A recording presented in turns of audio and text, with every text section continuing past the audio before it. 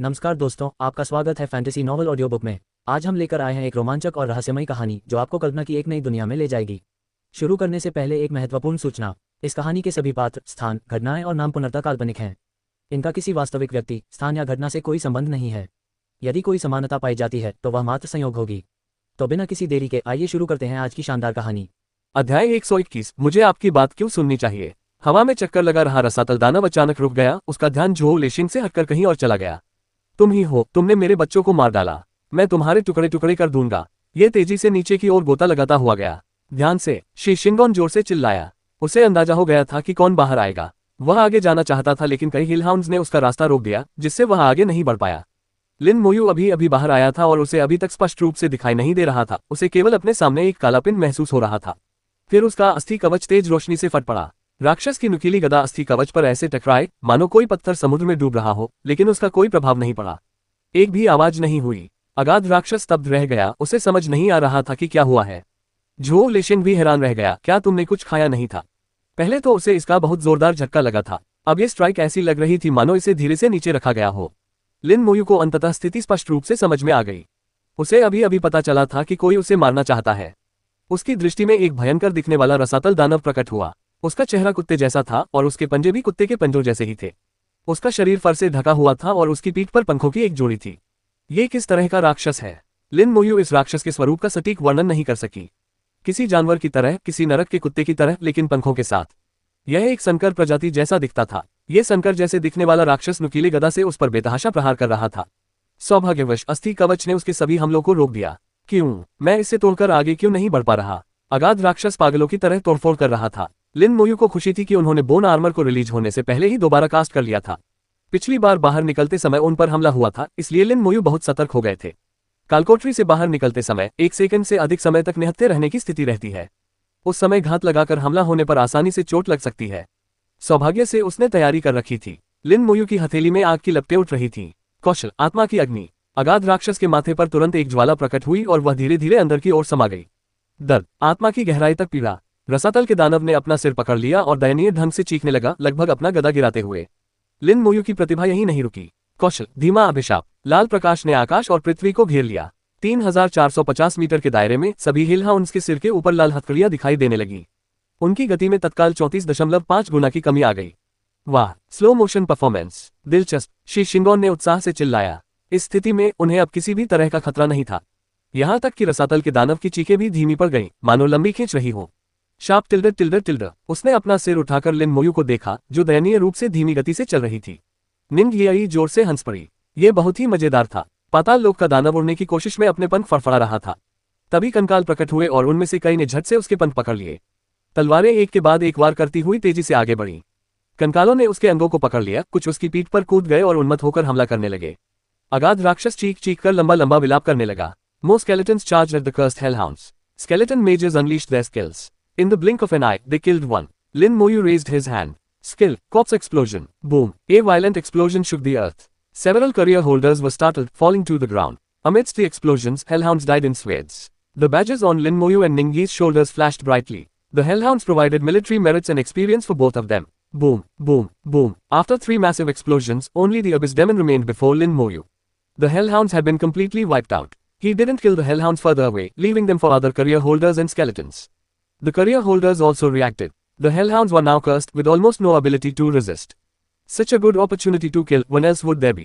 Career holders picked up their weapons one by one, starting to attack and slaughter frantically.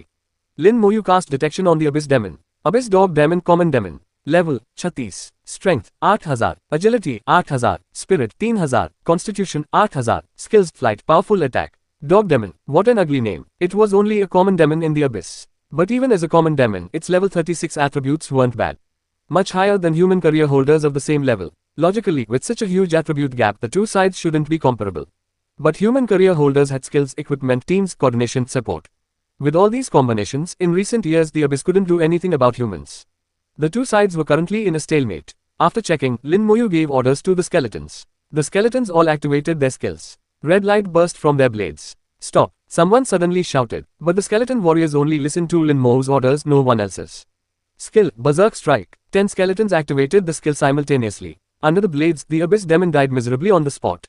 Killed Abyss Dog Demon. Obtained Demon Blood Essence. Demon Blood Essence contains power of the Abyss. Alchemists and blacksmiths can use its power to craft equipment.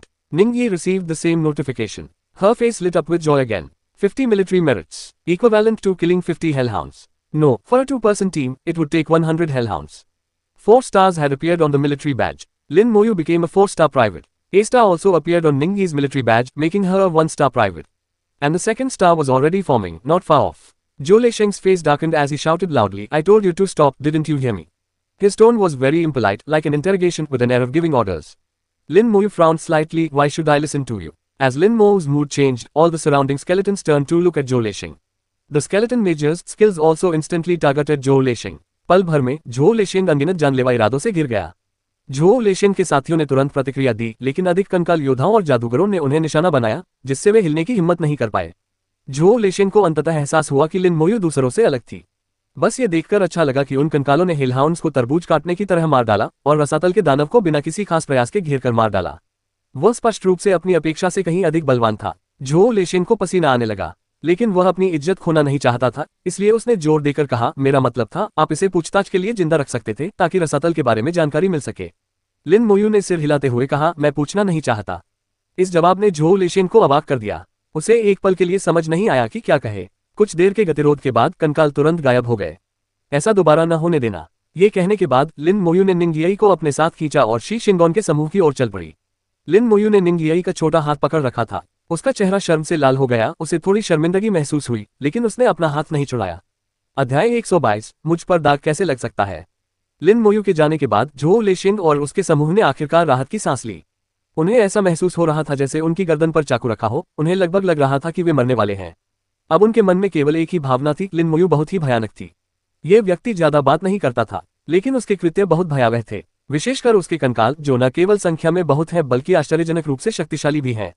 हालांकि उसका स्तर केवल 23वां था, फिर भी वह उनके 30वें स्तर के पूरे दल को पराजित कर सकता था, जिससे वे हिलने डुलने में असमर्थ हो जाते थे। इसके अलावा उनकी टीम में एक दिग्गज होली लाइट नाइट भी था। यहाँ तक कि झो लेशेंग भी उस समय बहुत डरा हुआ था। यहाँ तक कि लेवल 36 का एबिस दानव भी आसानी से मारा गया।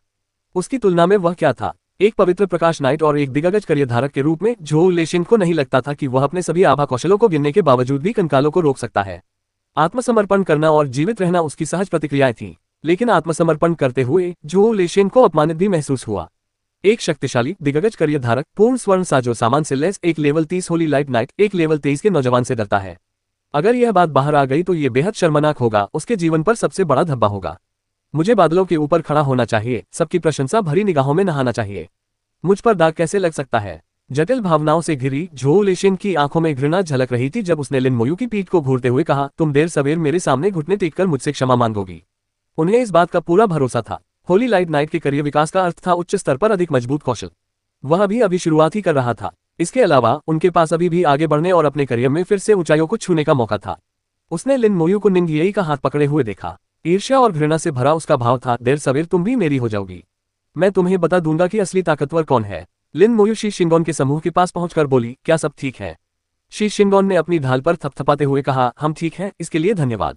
आउटपोस्ट सेट का बूस्ट बहुत शक्तिशाली था। अकेले डैमेज रिडक्शन ने ही शी शिंगोन की युद्ध क्षमता को काफी बढ़ा दिया था।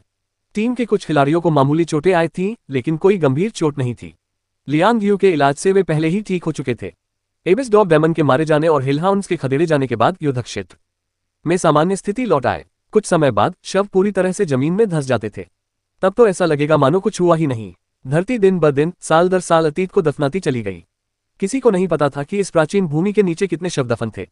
इन शवों ने पृथ्वी को शक्ति प्रदान की, जिससे ऐसे राक्षस पैदा हुए जो मौलिक युद्ध क्षेत्र में अनंत काल तक भटकते रहे, जिन्हें पूरी तरह से नष्ट करना असंभव था। सभी लोग कालकोठरी के प्रवेश द्वार पर लौट आए। शी शिंगोन अभी भी वहीं था। सिर्फ वही नहीं, बल्कि कई टीमें जिन्होंने अभी अभी उस लड़ाई का अनुभव किया था, वे भी वहीं खड़ी रहीं। लोग एक साथ बैठ गए और धुंध को दूर करने के लिए अलाव को फिर से जलाया। निंगियाई किसी तरह लियांग यू के साथ घुल मिल गई थी और दोनों आपस में फुसफुसा रही थी। शी शिंगोन ने अपनी तलवार को चमकाया और कहा, "ये निरकहाउन रसातल के सबसे तुच्छ पिल्ले हैं, तोप का चारा भी नहीं। तुमने जिस रसातल के कुत्ते जैसे दानव को मारा, वह बड़ी संख्या में नरक के कुत्तों को जन्म दे सकता है। कभी कभी जब इनकी संख्या बहुत अधिक हो जाती है तो ये नरक के कुत्ते रसातल से निकलकर मौलिक युद्ध क्षेत्र में आ जाते हैं और यहाँ के खिलाड़ियों को परेशान करते हैं। हालांकि यह केवल उत्पीड़न ही होता है। दरअसल हमें इस तरह की स्थिति का कई बार सामना करना पड़ा है। अगर आप एलिमेंटल बैटलफील्ड में काफी देर तक रहते हैं तो देर सवेर आपका सामना इससे जरूर होगा। बस इस बार संख्या अधिक थी और सबसे अहम बात थी एबिस डॉग डेमन का प्रकट होना। अन्यथा हमारे लिए भाग निकलना मुश्किल नहीं होता। शी शिंगोन के वर्णन को सुनकर लिन मोयू थोड़ा हैरान रह गई। क्या एलिमेंटल बैटलफील्ड की गहराई में उच्च स्तरीय पेशेवर नहीं है? वे हिलहाउंड्स उन्हें पार करके यहाँ कैसे आ गए? उनकी वर्तमान स्थिति वास्तव में शाश्वत महान दीवार के करीब थी, मानव क्षेत्र की ओर अधिक। एलिमेंटल बैटलफील्ड की गहराई में ही उच्च स्तरीय मानव करियर धारक कार्यरत थे। वही असल में मुख्य युद्ध क्षेत्र था। लिन मोयू को समझ नहीं आ रहा था कि हिलहाउंड्स उन्हें पार करके यहाँ कैसे आ गए। शी शिंगोन ने हंसते हुए कहा, क्या आपने विश्वविद्यालय के बड़े पैमाने पर किए गए परीक्षणों में भाग लिया है? लिन मोयू ने सिर हिलाते हुए कहा, मेरे पास है। विश्वविद्यालय का डिवाइन समर टॉवर बड़े पैमाने पर टेलीपोर्टेशन कर सकता है। रसातल भी स्वाभाविक रूप से ऐसा कर सकता है। लिन मोयू को अचानक समझ आ गया। उसने इस बारे में पहले क्यों नहीं सोचा? शी शिंगोन ने ग्रिल लगाए और खाना पकाने के लिए कुछ सामग्री निकाली, लेकिन इस तरह के टेलीपोर्टेशन की कुछ सीमाएं हैं। इससे केवल हिलहाउंड ही टेलीपोर्ट हो सकते हैं। उच्च स्तर के दानव नहीं आ सकते। जैसे ये डॉग डेमन, ऐसे दानवों में से कभी कभार एक या दो ही टेलीपोर्ट हो सकते हैं। वैसे यहाँ रहने के दौरान मैंने डॉग डेमन्स को सिर्फ 2 बार देखा है। ये दूसरी बार था जब मैंने इसे देखा। लिन मोयू इसकी कल्पना कर सकती थी। यदि रसातल पक्ष के पास टेलीपोर्टेशन की क्षमता होती तो मनुष्य निश्चित रूप से इसका मुकाबला करते। अन्यथा यदि वे बड़ी संख्या में राक्षसों को स्वतंत्र रूप से टेलीपोर्ट कर सकते तो लड़ने की कोई आवश्यकता ही नहीं होती। मानवता का सफाया बहुत पहले ही हो गया होता। इस समय कोहरा तेजी से मथने लगा। भीतर से शक्तिशाली आभाएं प्रकट हुई। शी शिंगोन ने एक नजर डाली और कहा, शाश्वत महान दीवार के रक्षक आ गए हैं। झोउ लेशिन के समूह ने इससे पहले संकट का संकेत भेजा था। सिग्नल मिलते ही शाश्वत महान दीवार किले में तैनात गार्ड तुरंत वहां पहुंच गए। कुल 12 लोग आए थे, जिनमें शूरवीरों, योद्धाओं, जादूगरों, तीरंदाजों और सहायक सैनिकों की पूरी टुकड़ी शामिल थी। प्रत्येक व्यक्ति का स्तर 40 से ऊपर था और सभी उच्च स्तरीय करियर धारक थे। उनकी युद्ध क्षमता बहुत ही जबरदस्त थी। वहां पहुंचने पर स्थिति देखकर सभी के चेहरे पर हैरानी के भाव दिखाई दिए। पहाड़ियों और मैदानों में नरक के कुत्तों के शव बिखरे पड़े थे। कम से कम 5 या 600 शव। वे कालकोठरी के प्रवेश द्वार की ओर दौड़े। सबसे आगे चल रहा योद्धा गंभीर और प्रभावशाली था। अभी संकट का संकेत किसने भेजा? झोउ लेशिन आगे आए। मैंने किया। उसने तुरंत अपना पहचान पत्र निकाल लिया। उसकी जांच करने के बाद नाइट ने झोउ लेशिन को कुछ और बार देखा। महान करियर वाले लोग दुर्लभ थे। यदि वे जीवित रहते तो भविष्य में वे निश्चित रूप से महत्वपूर्ण व्यक्ति बन जाते। उनकी आवाज में सुधार आया। यहाँ क्या हुआ? क्या कोई प्रभावशाली विशेषज्ञ यहाँ से गुजरा? झोउ लेशिन ने झूठ नहीं बोला। उसने जो कुछ हुआ था उसका पूरा विवरण दिया। इस बारे में झूठ बोलने का कोई फायदा नहीं था। कोई भी पूछताछ करके सच्चाई का पता लगा सकता था। शूरवीर ने आश्चर्य से लिन मोयू की ओर मुड़कर देखा। लिन मोयू का स्तर और उनका करियर उनकी आंखों के सामने स्पष्ट था। लेवल 23 का करियर धारक इतने सारे हिलहाउंड्स को कैसे खत्म कर सकता है? और उसने कुत्ते के दानव का शव भी देखा। वह सचमुच एक कुत्ते का दानव था। हालांकि इस पर विश्वास करना मुश्किल है, लेकिन तथ्य उसकी आंखों के सामने थे। झोउ लेशिन से कुछ और सवाल पूछने के बाद वह मुड़ा और लिन मोयू के सामने आया और तुरंत उसके कंधे पर लगे बैज को देखा। यह पहले से ही एक 5 सितारा निजी होटल है। 5 सितारा सिपाही बनने के लिए 500 सैन्य उपलब्धियों की आवश्यकता होती थी। बाकी सब कुछ नकली हो सकता था, लेकिन सैन्य बैज नहीं। इससे साबित होता था कि उसने वाकई कई हिलहाउंड्स को मारा था। युवक, तुम वाकई बहुत प्रभावशाली हो। अध्याय 123, पवित्र सम्मानकर्ता आत्मा शोधन क्रिस्टल। सैन्य क्षेत्र में उत्कृष्ट प्रदर्शन करने वाले अनुभवी सैनिक सम्मान के पात्र थे। वे ऐसे लोग थे जिन्होंने वास्तव में मानवता के लिए योगदान दिया था। इसके अलावा लिन मोयू ने केवल 23वें स्तर पर ही 5 सितारा निजी होटल का दर्जा हासिल कर लिया था। कई पेशेवर सैनिक 30वें स्तर तक भी 3 सितारा प्राइवेट सैनिक नहीं बन पाए थे। 5 सितारा बनना तो दूर की बात है। लिन मोयू खड़ी हो गई और बोली, ये हमारी जिम्मेदारी है। बहुत बढ़िया। शूरवीर दिल खोलकर हंसा, फिर हाथ हिलाते हुए बोला, चलो चले। चूंकि अब कोई खतरा नहीं था, इसलिए उन्हें वहां रुकने की जरूरत नहीं थी। शी शिंगोन ने कहा, वे आमतौर पर दूर के युद्ध क्षेत्र में गश्त करते हैं। जब भी कोई संकट का संकेत भेजता है, वे तुरंत वहां पहुंच जाते हैं। आप देखेंगे और भी लोग आएंगे। कुछ देर बाद निश्चित रूप से कोहरा फिर से हिंसक रूप से उमड़ने लगा। सभी दिशाओं से टीमें दौड़कर आ गईं। शी शिंगोन ने कहा, ये सभी टीमें आसपास के राक्षसों का शिकार करने और उन्हें नष्ट करने के लिए काम कर रही हैं। संकट का संकेत मिलते ही वे आ जाती हैं। आने वाली टीमों को देखकर लिन मोयू ने उनमें एक आत्मविश्वास महसूस किया। एकता में विश्वास। जैसे ही उन्हें संकट का संकेत मिलता, वे खतरे की परवाह किए बिना तुरंत मदद के लिए दौड़ पड़ते। लिन मोयू भी यह समझ गया था कि अगर उसे संकट का कोई संकेत दिखेगा तो वह भी निश्चित रूप से मदद के लिए जाएगा। मानवता का अस्तित्व केवल इसी तरह से संभव हो सकता है। यदि सभी लोग केवल अपने बारे में सोचते तो वे बहुत पहले ही रसातल में नष्ट हो गए होते। अतिरिक्त सहायता दल जब पहुंचे तो स्थिति सुलझी हुई पाई गई। उन्होंने राहत की सांस ली और यहीं विश्राम करने का निर्णय लिया। इतनी सारी टीमें आ गई थीं कि लोगों की संख्या कई गुना बढ़ गई। कालकोठरी के सामने का इलाका बेहद चहल पहल भरा हो गया। लिन मोयू में कई ऐसे लोग भी थे जिन्होंने एकल करियर बनाया था। एलिमेंटल बैटलफील्ड में अकेले कार्रवाई करने वाले सभी करियर धारकों को अपनी क्षमताओं पर पूरा भरोसा था। एक प्रकाश ने आकाश को रोशन कर दिया। हल्की धुंध से शुद्ध सफेद प्रकाश छनकर आ रहा था, मानो आकाश में धुंधला सा चंद्रमा प्रकट हो गया हो। शी शिंगोन थोड़ा चौंक गई और बोली, वह भी आ गई। लिन मोयू ने ऊपर देखा और तेजी से उसकी ओर बढ़ते करियर धारक को निहारने लगी। उस व्यक्ति के आने से पहले ही उनकी आभा उन तक पहुंच चुकी थी। ये स्पष्ट था कि वह व्यक्ति असाधारण था। शी शिंगोन ने समझाया, उसका नाम मु यून है। वह समर कैपिटल सिटी में मो परिवार की राजकुमारी है। उसका पेशा होली समरन है। होली समरन एक महान करियर। उनके आगमन ने कई लोगों का ध्यान आकर्षित किया। आकाश में एक यूनिकॉर्न प्रकट हुआ। यूनिकॉर्न से एक पवित्र प्रकाश निकला जिसने पृथ्वी को प्रकाशित कर दिया। मो यून एक सींग वाले घोड़े पर बैठी थी। युद्ध समाप्त हो चुका था और कोई खतरा नहीं था, इसलिए वह नीचे नहीं उतरी। मो यून बेहद खूबसूरत थी। उसका चेहरा अभिमानी था, मानो वह एक अजय देवी हो। बहुत से लोग उसे श्रद्धा भरी निगाहों से देखते थे। वह सचमुच बेहद खूबसूरत थी, पूर्णता के करीब। जब झो लेशिंग ने मो यून को देखा तो उसने भी मोह का भाव दिखाया। उसकी निगाहों में गर्व झलक रहा था। एक नजर डालने के बाद वह जाने के लिए मुड़ गई। अचानक वह रुक गई। उसकी निगाहें एक पल के लिए लिन मोयू पर टिकी रहीं, जिनमें घृणा का भाव झलक रहा था।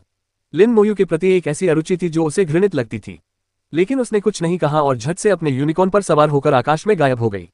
पूरी प्रक्रिया बेहद उदासीन थी। उसकी निगाहें गर्व से भरी हुई थीं। लिन मोयू भी उसे देख रही थी, खासकर उसके कंधे पर लगे सैन्य बैज को। सिल्वर लेफ्टिनेंट रैंक, जिसमें पहले से ही 4 सितारे हैं। 4 सितारा लेफ्टिनेंट ने साबित कर दिया कि उसने कई रसातल राक्षसों को मार गिराया था। शी शिंगोन ने समझाया, ऐसा लगता है कि वह कुछ खोज रही है।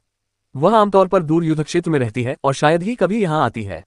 निंग येई ने अचानक बीच में कहा, मुझे पता है, वह आत्मा शोधन क्रिस्टल की तलाश कर रही है। शी शिंगोन आश्चर्यचकित होकर बोला, तो ये आत्मा शोधन क्रिस्टल है, इसमें कोई आश्चर्य की बात नहीं है। उनकी आंखों में भी लालसा झलक रही थी। वे आत्मा शोधन क्रिस्टल प्राप्त करना चाहते थे। आत्मा शोधन क्रिस्टल एक अत्यंत दुर्लभ पदार्थ थे। 40वें स्तर पर दूसरे करियर संक्रमण के दौरान करियर धारक अपनी करियर दिशा को और अधिक परिभाषित करेंगे। दूसरे परिवर्तन की प्रक्रिया के दौरान करियर में उन्नति की थोड़ी संभावना थी। उदाहरण के लिए, शी शिंगोन का होली नाइट करियर दूसरे संक्रमण काल के दौरान होली लाइट नाइट तक पहुंच सकता है। यदि वह सफल होता है तो वह एक दुर्लभ करियर से एक महान करियर की ओर छलांग लगाएगा। लेकिन करियर में तरक्की की संभावना बेहद कम थी, लगभग असंभव थी। आत्मा शोधन क्रिस्टल के प्रकट होने से यह स्थिति बदल गई। आत्मा शोधन क्रिस्टल करियर में उन्नति की संभावना को काफी हद तक बढ़ा सकते हैं। असंभव को संभव में बदलना। संकलनों के अनुसार सोल रिफाइनमेंट क्रिस्टल का उपयोग करने से करियर में उन्नति की सफलता दर 30% से अधिक हो गई। लगभग 1/3 संभावना, जो पहले की 10,000 में एक संभावना से कहीं अधिक है। इसी प्रकार आत्मा शोधन क्रिस्टल भी बहुत दुर्लभ और प्राप्त करना मुश्किल थे। शी शिंगोन ने कहा, दूर के युद्ध क्षेत्र की गहराई में बैटलफील्ड एविल सोल नामक एक राक्षस है, जिसका स्तर 39-40 है। उनके द्वारा सोल रिफाइनमेंट क्रिस्टल गिराए जाने की संभावना है, लेकिन यह संभावना बेहद कम है। निंग येई ने आगे कहा, बैटलफील्ड घोस्ट किंग भी है। यह सोल रिफाइनमेंट क्रिस्टल भी गिराता है और यह गारंटीशुदा है। शी शिंगोन ने सिर हिलाते हुए कहा, बैटलफील्ड घोस्ट किंग बहुत कम ही प्रकट होता है और यह एक विश्व स्तरीय बॉस है जिसे हराना बहुत मुश्किल है। निंग येई ने अपनी ठुड्डी हाथ पर टिकाते हुए कहा, इसे हराना मुश्किल है। किसी ने एक को ढूंढ लिया, लेकिन पर्याप्त लोग नहीं मिल पाए, इसलिए वे बस उसे गायब होते हुए देखते रह गए। शी शिंगोन ने पका हुआ भोजन बांटते हुए कहा, जब मैं 40वें स्तर पर पहुंच जाऊंगा, अपने दूसरे रूपांतरण से पहले, मैं आत्मा शोधन क्रिस्टल की तलाश में यहां भी आ सकता हूं। सिर्फ वही नहीं, उसके साथी खिलाड़ी भी उन्हें ढूंढना चाहते थे। करियर में तरक्की कौन नहीं चाहेगा। लिन मोयू इस बात को समझ गई और इससे सहमत थी, लेकिन मोयून का करियर पहले से ही एक दिग्गज था। अगर वह फिर से सफलता की सीढ़ियां चढ़ती हैं तो उनका करियर कैसा होगा। इसके अलावा सटीक स्पष्टीकरणों के अनुसार करियर में उन्नति 2 बार हो सकती है। लेवल 40 के दूसरे ट्रांजिशन और लेवल 70 के तीसरे ट्रांजिशन पर करियर में उन्नति के अवसर थे। क्या दिग्गज करियर से भी ऊपर कोई उच्च स्तर हो सकता है। पाठ्यपुस्तकों से लिन मोयू को जो ज्ञान प्राप्त था वह ये था कि दिग्गज करियर पहले से ही शीर्ष स्तर के होते हैं। उन छिपे हुए करियर को रैंकिंग में शामिल नहीं किया गया था और उनकी तुलना नहीं की जा सकती थी। निंग येई की खिलखिलाती हंसी गूंज उठी, समय आने पर मैं भी आत्मा शोधन क्रिस्टल खोजना चाहती हूँ। निंग येई का करियर शैडो असैसिन था, जो दुर्लभ श्रेणी का था। यदि वह ऊपर उठने में सक्षम होती तो वह महान पेशेवर रसातल शिकारी बन जाती। ये कहा जा सकता है कि करियर में उन्नति की इच्छा सभी की थी। एकमात्र समस्या सोल रिफाइनमेंट क्रिस्टल्स की थी। निंग येई ने लिन मोयू की ओर देखते हुए कहा, क्या समय आने पर हम साथ मिलकर आत्मा शोधन क्रिस्टल खोजने जा सकते हैं। लिन मोयू ने सिर हिलाकर कहा, ठीक है। वह सचमुच थोड़ा ललचा गया था। अगर वह अपने करियर में फिर से आगे बढ़ता तो उसे क्या क्या लाभ मिलते। इसका कोई पूर्व उदाहरण नहीं था, यह अनिश्चितताओं से भरा हुआ था। कुछ देर आराम करने और पेट भर खाना खाने के बाद स्वादिष्ट फलों की शराब की मदद से उनकी थकान दूर हो गई। लिन मोयू और निंग येई फिर से कालकोठरी में प्रवेश कर गए। शी शिंगोन और उनकी टीम भी वहां से निकलकर अन्य कालकोठरियों की ओर रवाना हो गई। उनके पास कूलडाउन ताबीज नहीं थे, इसलिए वे 48 घंटे के कूलडाउन समय को बर्बाद नहीं करेंगे। इस दौरान आराम करने के अलावा वे अन्य कालकोठरी को साफ करने भी जाते थे। ड्रैगन फ्रंटलाइन आउटपोस्ट कालकोठरी खास थी। इसमें ड्रैगन राक्षस थे जो आउटपोस्ट सेट के उपकरण गिराते थे। ये समान स्तर के कालकोठरियों में सबसे लोकप्रिय कालकोठरी भी थी। अध्याय 124, ओल्ड निंग का कट्टर दुश्मन करियर होल्डर टूर्नामेंट। इस बार निंग येई ज्यादा समझदार थी और उसने अपनी जेब में खाना बचाकर रखा था। भले ही वह अपने भंडारण स्थान का उपयोग न कर सके, उसके पास खाने के लिए पर्याप्त भोजन था। लिन मोयू वास्तव में ये पूछना चाहती थी कि इतनी छोटी कद की व्यक्ति इतना सारा खाना कैसे खा सकती है। कंकाल बेहद वफादार थे। कंकाल योद्धा टैंक की तरह आगे बढ़कर राक्षसों को काटते थे, जबकि कंकाल जादूगर पीछे से आग और कौशल का प्रयोग करते थे। निंग येई एक चिड़िया की तरह थी जो लगातार बड़बड़ाती रहती थी। उसके अनुभव, मुलाकातें, शर्मनाक पल, वह बिना किसी झिझक के लिन मोयू को कुछ भी बता सकती थी। लिन मोयू सबसे अच्छी श्रोता थी, वह निंग येई की हर बात को ध्यान से सुनती थी। पहले गले लगने और हाथ पकड़ने के बाद ऐसा लग रहा था कि उनका रिश्ता एक कदम और आगे बढ़ गया है। एक सूक्ष्म बदलाव आया था। तीसरी बार हेल डिफिकल्टी लेवल में प्रवेश करने पर उनकी दक्षता में फिर से वृद्धि हुई। लिन मोयू ने लगभग बिना सोचे समझे कुशलतापूर्वक लड़ाई लड़ी। उनकी प्रगति की गति भी और तेज हो गई। अथाह खाई की गहराई में वह धधकती हुई आंख फिर से प्रकट हुई। इसके प्रकट होने से अगाध खाई की धरती कांप उठी और गड़गड़ाहट की आवाजें निकलने लगीं। वह क्रोधित था और यह स्पष्ट रूप से देखना चाहता था कि मौलिक युद्ध क्षेत्र में क्या हुआ था। इतने सारे हिलहाउंड्स क्यों मर गए, पल भर में ही मारे गए, और यहां तक कि एक डॉग डेमन भी मर गया।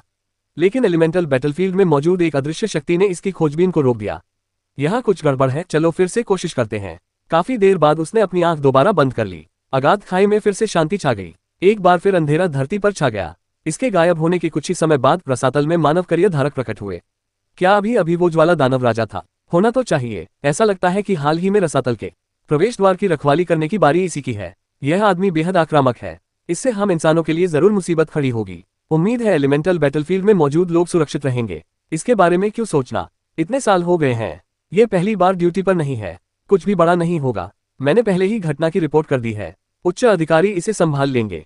हमें चिंता करने की जरूरत नहीं है। इन पेशेवर लोगों ने थोड़ी देर बातचीत की, फिर जल्दी से चले गए। उनमें से कोई भी 40वें स्तर से नीचे नहीं था। सभी उच्च स्तरीय करियर धारक थे। उनकी गतिविधि का क्षेत्र एलिमेंटल बैटलफील्ड और एबिस प्रवेश द्वार के बीच की सीमा पर था।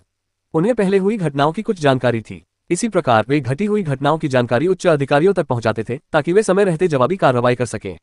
सामान्य तौर पर चाहे कितनी भी बिखरी हुई स्थिति हो जिसमें साम्राज्य स्वतंत्र रूप से खड़े हों और कुछ संघर्ष भी हो, जब अथाह खाई का सामना करना पड़ा तो मानवता एक थी। समर कैपिटल यूनिवर्सिटी में बाय युवान और मेंग एनवेन अभी भी वहीं बैठे थे। मेंग एनवेन साल के 365 दिनों में से 360 दिन यहीं बिताती थी, कहीं और नहीं जाती थी। कुछ लोगों को छोड़कर किसी को नहीं पता था कि वह क्या कर रहा था। मेंग एनवेन काफी देर से आंखें बंद करके आराम कर रही थी और लगभग आधे दिन से कुछ नहीं बोली थी। बाय युवान ने उसे परेशान नहीं किया। अचानक उसकी पलकें फड़कने लगीं। बाय युवान ने तुरंत पूछा, ये कैसा है? मेंग एनवेन ने अपनी आंखें खोली और कहा, चाय डालो। बाय युवान ने तुरंत उसके लिए चाय डाली और बड़ी विनम्रता से एक चापलूसी भरी मुस्कान के साथ कहा, जल्दी बताओ ये कैसा है? मेंग एनवेन ने चाय पीते हुए शांत भाव से कहा, मैंने हॉल ऑफ हीरोज और डायमंड स्लेइंग टावर से संपर्क किया और लिन मोयू के बारे में खबर प्राप्त की। वह ठीक है और उसने कई हिलहाउंड्स को मार गिराया है। वह अब 5 सितारा सिपाही है। बाय युवान चौंक गई, इतनी जल्दी? अभी सिर्फ 2 दिन ही हुए हैं और वह पहले से ही 5 सितारा निजी सैनिक बन गया है। मेंग एनवेन ने कहा, ज्वाला दानव राजा रसातल के प्रवेश द्वार पर तैनात है। उसने कई नरक कुत्तों को तात्विक युद्ध क्षेत्र में उपद्रव मचाने के लिए भेजा और संयोगवश उनका सामना छोटी लिन से हो गया। उसने एक रसातल कुत्ते दानव को भी मार डाला। बाय युवान ने गहरी सांस ली, हे भगवान, उसने तो एक रसातल कुत्ते दानव को भी मार डाला। हालांकि डॉग डेमन सबसे निचले स्तर के रसातल के दानव थे, फिर भी वे कम से कम उड़ सकते थे और कई हिलहाउंड्स को आदेश दे सकते थे। अन्य पेशेवर लोगों के लिए उनसे निपटना वाकई मुश्किल था, लेकिन संयोगवश लिन मोयू की उससे मुलाकात हो गई। यह संयोगवश लिन मोयू से पहले ही जमीन पर उतर गया। स्लो कर्स के प्रभाव में इसने भागने का मौका खो दिया और कंकाल योद्धाओं द्वारा सीधे मार दिया गया। लिन मोयू से सीखना सुरक्षित था। बाय युवान निश्चिंत हो गई और दूसरी बातों के बारे में बात करने लगी। इस वर्ष के करियर होल्डर टूर्नामेंट की तैयारियां कैसी चल रही हैं? मेंग एनवेन ने कहा, यह लगभग तैयार है। संभवतः 1-2 दिन में इसकी घोषणा कर दी जाएगी। बाय युवान को इसका बेसब्री से इंतजार था। ये टूर्नामेंट बहुत दिलचस्प होना चाहिए। मैं थोड़ी उत्साहित हूँ। जिस दिलचस्प का उन्होंने जिक्र किया वह स्वाभाविक रूप से लिन मोयू थी। मुझे उम्मीद नहीं थी कि वे साथ होंगे, मेंग एनवेन ने अचानक कहा। उसकी आंखों में मनोरंजन झलक रहा था। बाय युवान ने जल्दी से पूछा, आपने और क्या देखा? मैंने बूढ़े निंग के कट्टर दुश्मन को देखा। ये बहुत दिलचस्प है। बूढ़ा निंग शायद बहुत गुस्सा होगा। मेंग एनवेन की बातें सुनकर बाय युवान ने अपनी जांघ पर हाथ मारा और दिल खोलकर हंस पड़ा। अचानक ही, ये तो सोचा भी नहीं था कि ऐसा होगा। मैं बूढ़े निंग का चेहरा देखना चाहता हूँ। गुस्से से भरा हुआ, फिर भी बेबस। चौकी के रक्षक को मार गिराया। अनुभव जोड़ 1,650,000। स्वर्ण श्रेणी का हथियार प्राप्त हुआ। Hello outpost longest sword. स्वर्ण श्रेणी का कवच प्राप्त हुआ। Hello outpost leather armour. स्वर्ण श्रेणी का सहायक उपकरण प्राप्त हुआ। Hello outpost ring. Dragon crystal core X2 प्राप्त हुए। Hello outpost longest sword outpost set का एक हिस्सा स्वर्ण श्रेणी का हथियार। सभी विशेषताएं जोड़ 500। नाइट कौशल प्रवर्धन जोड़ 50%। स्तर 30 से ऊपर प्रयोग करने योग्य। Hello outpost leather armour outpost set का एक हिस्सा स्वर्ण श्रेणी का कवच। सभी विशेषताएं जोड़ 300। हत्यारे कौशल की लागत -20%। स्तर 30 से ऊपर उपयोग योग्य। Hello outpost ring outpost set का एक हिस्सा स्वर्ण श्रेणी का सहायक उपकरण, सभी विशेषताएं जोड़ थकान से उबरने की गति जोड़ 30%, स्तर 30 से ऊपर उपयोग योग्य। ड्रैगन क्रिस्टल कोर अत्यंत दुर्लभ सामग्री जिसका उपयोग विभिन्न वस्तुओं के निर्माण में किया जा सकता है। लिन मोयू ने चमड़े का कवच और अंगूठी निंग येई को दे दी। अंगूठी के गुण एक साथ नहीं जुड़ सकते थे। यह अंगूठी वैसी ही थी जैसी उसे मिली थी, इसलिए एक ही काफी थी। चमड़े का कवच हथियारों, तीरंदाजों और इसी तरह के कामों के लिए था। लिन मोयू को इसकी कोई जरूरत नहीं थी। इस कालकोठरी को पार करने के बाद वह हल्का सा चमक उठा और उसका स्तर बढ़कर 24 हो गया। लिन मोयू को लेवल अप करते देख निंग येई इतनी खुश हुई मानो खुद भी लेवल अप कर चुकी हो। उसकी मुस्कान फूल की तरह खिल उठी। आपने फिर से अपना स्तर बढ़ा लिया। आपकी लेवलिंग की गति बहुत तेज है। करियर में बदलाव हुए अभी 1 महीना भी नहीं हुआ है और आप पहले ही लेवल 24 पर पहुंच गए हैं।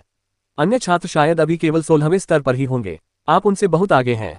निंग येई लगातार हैरानी जता रही थी। इस रफ्तार से तो लिन मोयू शायद 1 महीने में ही 30वें स्तर को पार कर जाएगी। लिन मोयू ने हल्की सी मुस्कान के साथ कहा, क्या तेज होना बेहतर नहीं है? बोलते ही उसने अपने और निंग येई पर अस्थि कवच का प्रयोग किया। निंग येई मुस्कुराए, इतने सतर्क? बाहर फिर से हमला होने से डर रहे हो? लिन मोयू ने कहा, ऐसा पहले ही 2 बार हो चुका है।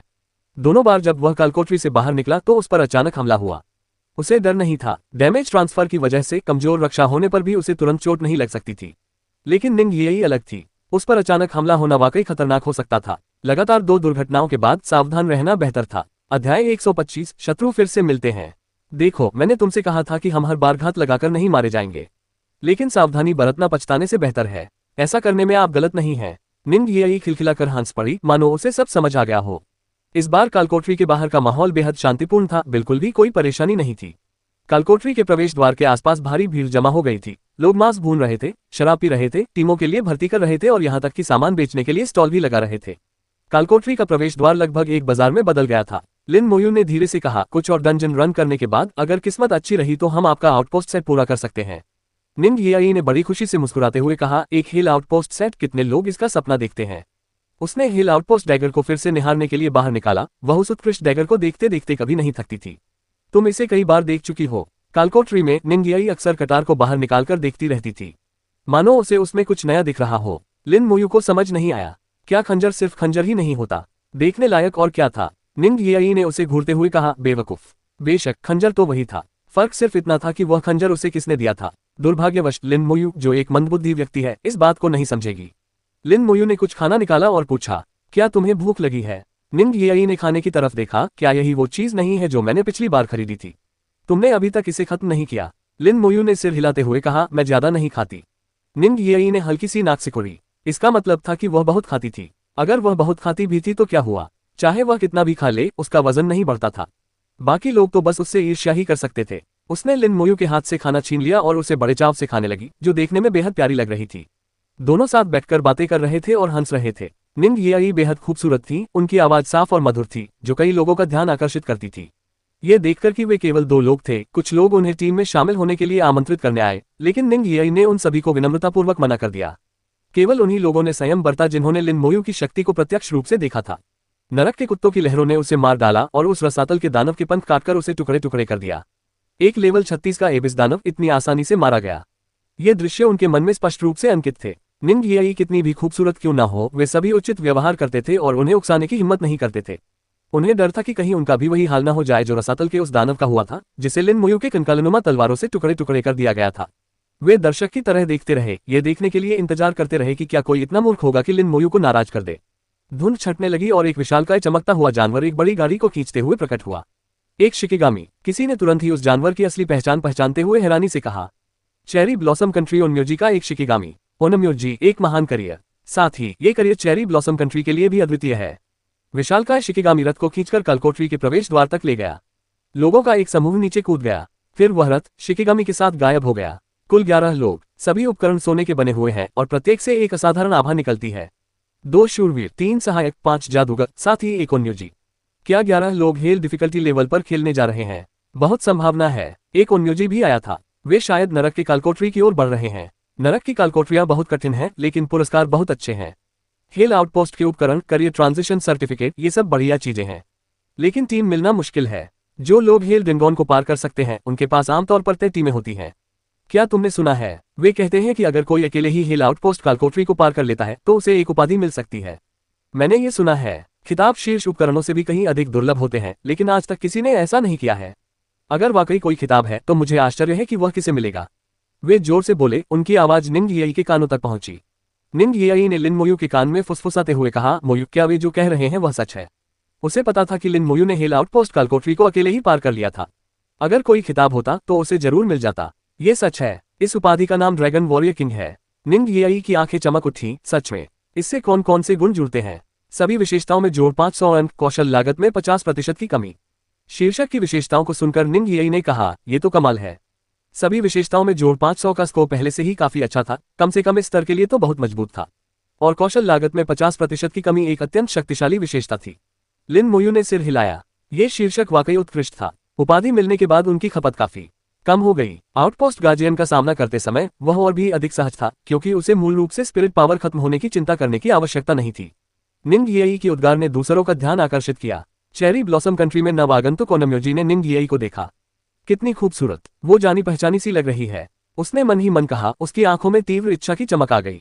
फिर उसने निंग यी के बगल में लिन मोयू को देखा, जिसकी आंखों में घृणा झलक रही थी। ये तो वही है। दुश्मनों से मिलना कितना अजीब संयोग है। हो सकता है कि उसे निंग यी याद ना हो, लेकिन वह लिन मोयू को निश्चित रूप से नहीं भूला था। मरमेड द्वीप पर लिन मोयू ने व्यक्तिगत रूप से अपने 2 शिकिगामी की हत्या कर दी थी, जिसके कारण उसे अपमानित होकर भागना पड़ा। शिकिगामी के नुकसान से उबरने में काफी मेहनत लगी थी। इस असफल मिशन की वजह से उन्हें बदनामी भी झेलनी पड़ी थी। बहुत समय से मनमुटाव चल रहा था। उसने अपने बगल में बैठे लोगों से कुछ फुसफुसाया। समूह तुरंत लिन मोयू की ओर चल पड़ा। लिन मोयू और निंग यी ने भी उसे देखा। ये वही है। निंग यी ने उसे देखते ही पहचान लिया कि वह मरमेड आइलैंड का चेरी ब्लॉसम कंट्री का ओनम्योजी है। लिन मोयू निंग यी के सामने खड़ी होकर बोली, वे अच्छे इरादों से नहीं आए हैं। पिछली बार मरमेड द्वीप पर दूसरी तरफ के लोग जल्दी से भाग निकले थे, लेकिन अगर ऐसा यहाँ होता तो?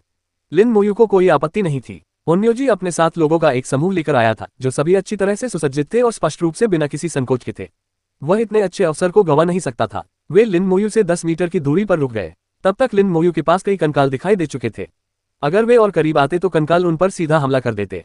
वह रुका और लिन मोयू की ओर देखा। उसकी निगाहें उदास थी, लेकिन कुछ हद तक आश्चर्यचकित भी थीं। मरमेड द्वीप पर उसे स्पष्ट रूप से याद था कि लिन मोयू का स्तर 20 भी नहीं था, लेकिन अब वह लिन मोयू के स्तर को पार नहीं कर पा रहा था। इसका मतलब था कि छलावरण बैच काम कर रहा था। उनके स्तर का अंतर घटकर 10 स्तरों के भीतर रह गया था। और लिन मोयू का एलिमेंटल बैटलफील्ड में आ पाना ही इस बात का पर्याप्त प्रमाण था कि उसका स्तर बढ़ गया था। ये जानकर उसके हृदय में एक बार फिर घृणा का भाव उमड़ आया। अगर लिन मोयू ने उस समय अपने 2 शिकिगामी को नहीं मारा होता तो वह भी निश्चित रूप से उच्च स्तर पर पहुंच गया होता।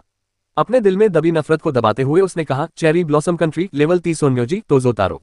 दूसरी तरफ से भी अपना परिचय दिया गया। एक दिव्य ग्रीष्म ऋतु की नागरिक होने के नाते लिन मोयू भी असभ्य नहीं होगी। हजारों वर्षों की सर्वोच्च शक्ति की विरासत रखने वाले महान दिव्य ग्रीष्म साम्राज्य में शिष्टाचार की कभी कमी नहीं रही। दिव्य ग्रीष्म साम्राज्य स्तर 24 का जादूगर लिन मोयू। जैसे ही लेवल 24 का खुलासा हुआ, तोजो तारो के साथियों में उपहासपूर्ण हंसी फूट पड़ी। तोजो तारो ने भौहें चढ़ाईं। मुझे उम्मीद नहीं थी कि उसकी समतल करने की गति इतनी तेज होगी। अध्याय 126 अचानक सैन्य आदेश। लिन मोयू की आश्चर्यजनक रूप से तेज लेवलिंग गति ने तोजो तारो को थोड़ा सतर्क कर दिया, और लिन मोयू के कंकालों ने उसे और भी भयभीत कर दिया। तोजो तारो को लगा कि अगर वह इस बार लिन मोयू से नहीं निपट सका तो अगली बार जब वे मिलेंगे तो स्थिति और भी कठिन हो जाएगी। कौन जाने अगले 1 या 1.5 साल में लिन मोयू कितने स्तर ऊपर चढ़ जाएगी। इस बार वह एक ऐसी बेहतरीन टीम लेकर आया था जो हेल डिफिकल्टी वाले आउटपोस्ट डंजन को भी पार कर सकती थी। वह इतना अच्छा मौका गंवाना नहीं चाहता था। उनके मन में पहले से ही बैर था और उसके स्वभाव को देखते हुए उसे बदला लेना ही था। लिन मोयू के मन में भी यही विचार होगा। लिन मोयू की जगह खुद को रखकर उसने यही सोचा। जैसे ही वह पहुंचा, पास के डिवाइन समर एम्पायर के पदधारक खड़े होने लगे। तोजो तारो ने भौहें चढ़ाईं। उन्हें एहसास हुआ कि उन्होंने किसी चीज को नजरअंदाज कर दिया था। दिव्य ग्रीष्म साम्राज्य की एकता प्रसिद्ध थी। 100 से अधिक डिवाइन समर एम्पायर के करियर धारकों की निगरानी में उसके लिए लिन मोयू के खिलाफ कोई कदम उठाना लगभग असंभव था। लेकिन वह इस तरह हार मानने को तैयार नहीं था। तोजो, हम हिल नहीं सकते, किसी ने तोजो तारो के कान में फुसफुसाया। 100 से अधिक निगाहों से घूरे जाने से उन पर काफी दबाव पड़ा। हालांकि वे सभी कुलीन सैनिक थे और हेल आउटपोस्ट कालकोटरी को पार करने में आश्वस्त थे। यहाँ डिवाइन समर एम्पायर के करियर धारकों की संख्या बहुत अधिक थी, जो उनकी संख्या से 10 गुना से भी अधिक थी। अगर उन्हें घेरकर पीटा जाए तो उनकी मौत होने की संभावना सबसे अधिक होगी। तोजो तारो को भी यह बात समझ आ गई थी और उसने सिर हिलाकर लिन मोयू से कहा, करियर होल्डर टूर्नामेंट में मैं तुम्हारे साथ फिर से प्रतिस्पर्धा करना चाहता हूं ताकि यह निर्धारित हो सके कि कौन बेहतर है। मुझे उम्मीद है कि तब आप मुझे निराश नहीं करेंगे। भले ही वह कोई कदम न उठा सके, लेकिन वह सीधे सीधे वहां से जा भी नहीं सकता था। फिर भी उसे अपनी इज्जत बचाने के लिए कुछ कड़े शब्द बोलने पड़े। किसी को उम्मीद नहीं थी कि वह अचानक ऐसा कह देगा। उसने वास्तव में कोई हरकत नहीं की। इतना कहकर वह चला गया। शुरू से अंत तक उसने केवल 2 वाक्य बोले और कुछ भी अनुचित नहीं किया। आसपास के सतर्क डिवाइन समर करियर धारक भी निश्चिंत हो गए। चूंकि दूसरी तरफ से कोई कदम नहीं उठाया गया, इसलिए वे भी ऐसा नहीं करेंगे। निंग येई ने लिन मोयू के कान में फुसफुसाते हुए कहा, वह कोई हरकत नहीं करेगा। यहाँ बहुत सारे लोग हैं। लिन मोयू भी यह बात समझ गई थी। हाँ, वह कोई कदम नहीं उठाएगा और न ही मैं। यहाँ विभिन्न देशों से आए हुए बहुत सारे लोग थे। दोनों पक्षों में से कोई भी आसानी से कोई कदम नहीं उठा सकता था। हालांकि यह एक ऐसी दुनिया थी जहां ताकत का सम्मान किया जाता था, लेकिन वह अभी तक उस स्तर तक नहीं पहुंचा था। उसकी मुट्ठी इतनी बड़ी नहीं थी। केवल पर्याप्त मजबूत मुट्ठी से ही कोई अपनी मनमर्जी कर सकता था। बाय युवान की तरह अगर वह कुछ करना चाहता या किसी को मारना चाहता तो कौन कुछ कहने की हिम्मत करता। बाय युवान ने इससे पहले भी ऐसे कारनामे किए थे जिनसे पूरी दुनिया चौंक गई थी। उस समय उसने स्टिक कंट्री में धावा बोल दिया और हर दिशा में लोगों को मार डाला। आज भी छोटा सा स्टिक कंट्री बाय युवान से भयभीत था। लिन मोयू को अभी अभी तोजो तारो की आंखों में नफरत साफ दिखाई दी। उनके बीच की ये दुश्मनी अभी खत्म नहीं हुई थी। देर सवेर हिसाब किताब का दिन तो आना ही था। तोजो तारो का समूह कालकोटरी में दाखिल हुआ। 11 लोगों को हेल डिफिकल्टी वाले आउटपोस्ट डंजन को पार करना था। पूरी टीम से एक कम। स्पष्टतः उन्हें पूरा भरोसा था। कालकोटरी में प्रवेश करते ही तनावपूर्ण माहौल समाप्त हो गया। सभी लोग फिर से बातचीत और हंसी मजाक करने लगे। लिन मोयू और निंग येई फिर से बैठ गए। समय कितनी जल्दी बीत जाता है। एक बार फिर करियर होल्डर टूर्नामेंट का समय आ गया है। लिन मोयू को स्वाभाविक रूप से करियर होल्डर टूर्नामेंट के बारे में पता था। करियर धारकों की इस दुनिया में ये टूर्नामेंट हर 5 साल में आयोजित किया जाता था। इसे दुनिया की सबसे बड़ी प्रतियोगिता कहा जा सकता है। हर तरह के पेशेवर लोग प्रतिस्पर्धा करेंगे। केवल युद्ध संबंधी करियर ही नहीं, बल्कि कुछ सहायक और जीवन संबंधी करियर में भी अपनी अपनी प्रतियोगिताएं होती थी। बेशक सबसे रोमांचक तो अभी भी युद्ध कौशल से जुड़ी प्रतियोगिताएं ही थीं। इसमें team battle, solo battle, unlimited battle और कई अन्य प्रकार के बैटल शामिल थे। ये शानदार था, विशेषकर इसलिए क्योंकि यह career holder tournament divine summer empire में आयोजित किया जा रहा था। विश्व की एक शीर्ष शक्ति के रूप में दिव्य ग्रीष्म साम्राज्य के टूर्नामेंट का पैमाना अभूतपूर्व रूप से भव्य था। विश्वभर से अनगिनत पेशेवर लोग दिव्य ग्रीष्म साम्राज्य में आते थे। निंग येई ने कहा, तो चलिए हम भी इसमें भाग लेने के लिए पंजीकरण करा लेते हैं। लिन मोयू ने हंसते हुए कहा, हम तो सिर्फ 2 लोग हैं। टीम प्रतियोगिताओं में 5 लोगों की टीम चाहिए होती है। निंग येई मुस्कुराई, तो फिर हम और लोगों को ढूंढ लेंगे। आपके साथ चिंता की कोई बात नहीं है। हम कुछ ऐसे लोगों को भी ढूंढ सकते हैं जो सिर्फ देखते रहें और लड़े नहीं। और एकल प्रतियोगिताएं भी हैं। आपको उनके लिए पंजीकरण कराना होगा। चैंपियन को बहुत अच्छे पुरस्कार मिलते हैं। लिन मोयू ने सिर हिलाया। प्रत्येक करियर होल्डर टूर्नामेंट के विजेता को मिलने वाले पुरस्कार हमेशा बहुत अच्छे होते थे। टीमें एक के बाद एक कालकोटरी में दाखिल हुई। बाहर पहले की तुलना में कम लोग थे। अचानक डिवाइन समर करियर धारकों के कंधों पर लगे सैन्य बैज चमक उठे। चारों ओर सफेद रोशनी छा गई। सफेद रोशनी में वातावरण तनावपूर्ण हो गया। सैन्य आदेश है। क्या हुआ? क्या रसातल के राक्षस आ रहे हैं? कुछ लोगों ने हैरानी जताई। सैन्य बैज का अप्रत्याशित रूप से चमकना इस बात का संकेत था कि कुछ न कुछ जरूर हुआ होगा। फिर सैन्य बैजों से एक आवाज आए, सभी दिव्य ग्रीष्म ऋतु के सैनिकों, किले में लौट आओ और इकट्ठा हो जाओ। जिस क्षण उन्होंने सैन्य बैज पहने, वे डिवाइन समर एम्पायर के सैनिक बन गए। आमतौर पर वे स्वतंत्र रूप से कार्य कर सकते थे, लेकिन युद्ध छिड़ने के बाद उन सभी को एकीकृत व्यवस्थाओं का पालन करना पड़ा। डिवाइन समर के सभी सैनिकों ने बिना कुछ बोले टेलीपोर्टेशन स्टोन का इस्तेमाल करके किले में वापसी की। एलिमेंटल बैटलफील्ड में कलकोटरियों में मौजूद करियर धारकों को भी यह आदेश प्राप्त हुआ। यहां तक कि वे लोग भी जो बॉस तक पहुंच चुके थे या पहले से ही बॉस से लड़ रहे थे, वे सभी युद्ध से अलग हो गए, जल्दी से कालकोटरी से बाहर निकल गए और टेलीपोर्टेशन पत्थरों का उपयोग करके किले में लौट आए। इसी क्षण डिवाइन समर एम्पायर के सैनिक एकत्रित हुए। महज 1 मिनट बाद चौकी के तहखाने के सामने डिवाइन समर एम्पायर के कोई सैनिक नहीं बचे थे। अन्य देशों के पेशेवर लोग स्तब्ध रह गए। ये गति कितनी थी? यह अभिकेंद्रीय बल कितना था? एक ऑर्डर आया और सब लोग वापस आ गए। किसी ने कालकोटरी का पता लगाने वाला ताबीज फेंक दिया। वे सब सचमुच वापस चले गए। यहां तक कि कालकोटरी में बंद लोग भी वापस चले गए। दिव्य ग्रीष्म ऋतु साम्राज्य और उसकी सेना वास्तव में बेहद शक्तिशाली है। ऐसा भयावह सामंजस्य हमारे देश में इस तरह की घटना कभी नहीं हो सकती। हमें आजादी चाहिए। वापस जाना है या नहीं, ये हमारा अधिकार है। देश को हमें आदेश देने का कोई अधिकार नहीं है। जब वे अभी भी बात कर रहे थे, अचानक उनके सैन्य बैच से एक समान प्रकाश निकलने लगा। फिर सैन्य आदेश आए जिसमें प्रत्येक देश के लोगों को वापस लौटने के लिए कहा गया। इस पर जो लोग पहले शोर मचा रहे थे वे चुप हो गए। जो लोग आजादी की बात कर रहे थे उन्होंने आज्ञाकारी रूप से टेलीपोर्टेशन पत्थरों का उपयोग करके अपने अपने किलों में वापसी की। कुछ समय के लिए एलिमेंटल बैटलफील्ड में आबादी बहुत कम हो गई थी। नरक की कालकोटरी में मौजूद केवल तोजो तारो के समूह को ही नहीं पता था कि क्या हुआ था। नरक की कालकोटरी ने सैन्य बैजों को अवरुद्ध कर दिया था। उन्हें कोई सूचना प्राप्त नहीं हुई थी। लिन मोयू और निंग येई एक साथ किले में दिखाई दिए। लोगों के वापस टेलीपोर्ट होने पर प्रकाश की चमक लगातार दिखाई देती रही। सभी लोग गंभीर दिख रहे थे। उन्हें पता था कि कुछ बड़ा जरूर हुआ होगा। भाई लिन, मिस निंग। आवाज की तरफ देखते हुए उन्होंने देखा कि शी शिंगोन उन्हें हाथ हिलाकर अभिवादन कर रही थी। अध्याय 127, सेना का गठन, अधिपति का आगमन। शी शिंगोन और उनका समूह भी लौट आया था। निंग येई ने पूछा, क्या हुआ? उसने अपना हमेशा वाला चंचल स्वभाव त्याग दिया था और पहली बार गंभीर हो गई थी। उसे पता था कि कुछ बड़ा जरूर हुआ होगा। लियांग यू ने किले पर बने दानव निगरानी नेत्र की ओर इशारा करते हुए कहा, इसे देखो। लिन मोयू और निंगियाई दोनों ने ऊपर देखा। लिन मोयू ने धीमी आवाज में कहा, यह अब घूम नहीं रहा है। जब से वह किले में पहुंचा था, दानव निगरानी करने वाली आंख लगातार घूम रही थी, एक पल के लिए भी नहीं रुकी थी। अब ये रुक गया था। कुछ असामान्य जरूर हो रहा होगा, शी शिंगोन ने कहा। जिस दिशा में दानव निगरानी आंख का मुख है, उसी दिशा से शत्रु आ रहा है। ये रसातल की दिशा भी है, जिसका अर्थ है कि बड़ी संख्या में रसातल के राक्षस आ रहे हैं।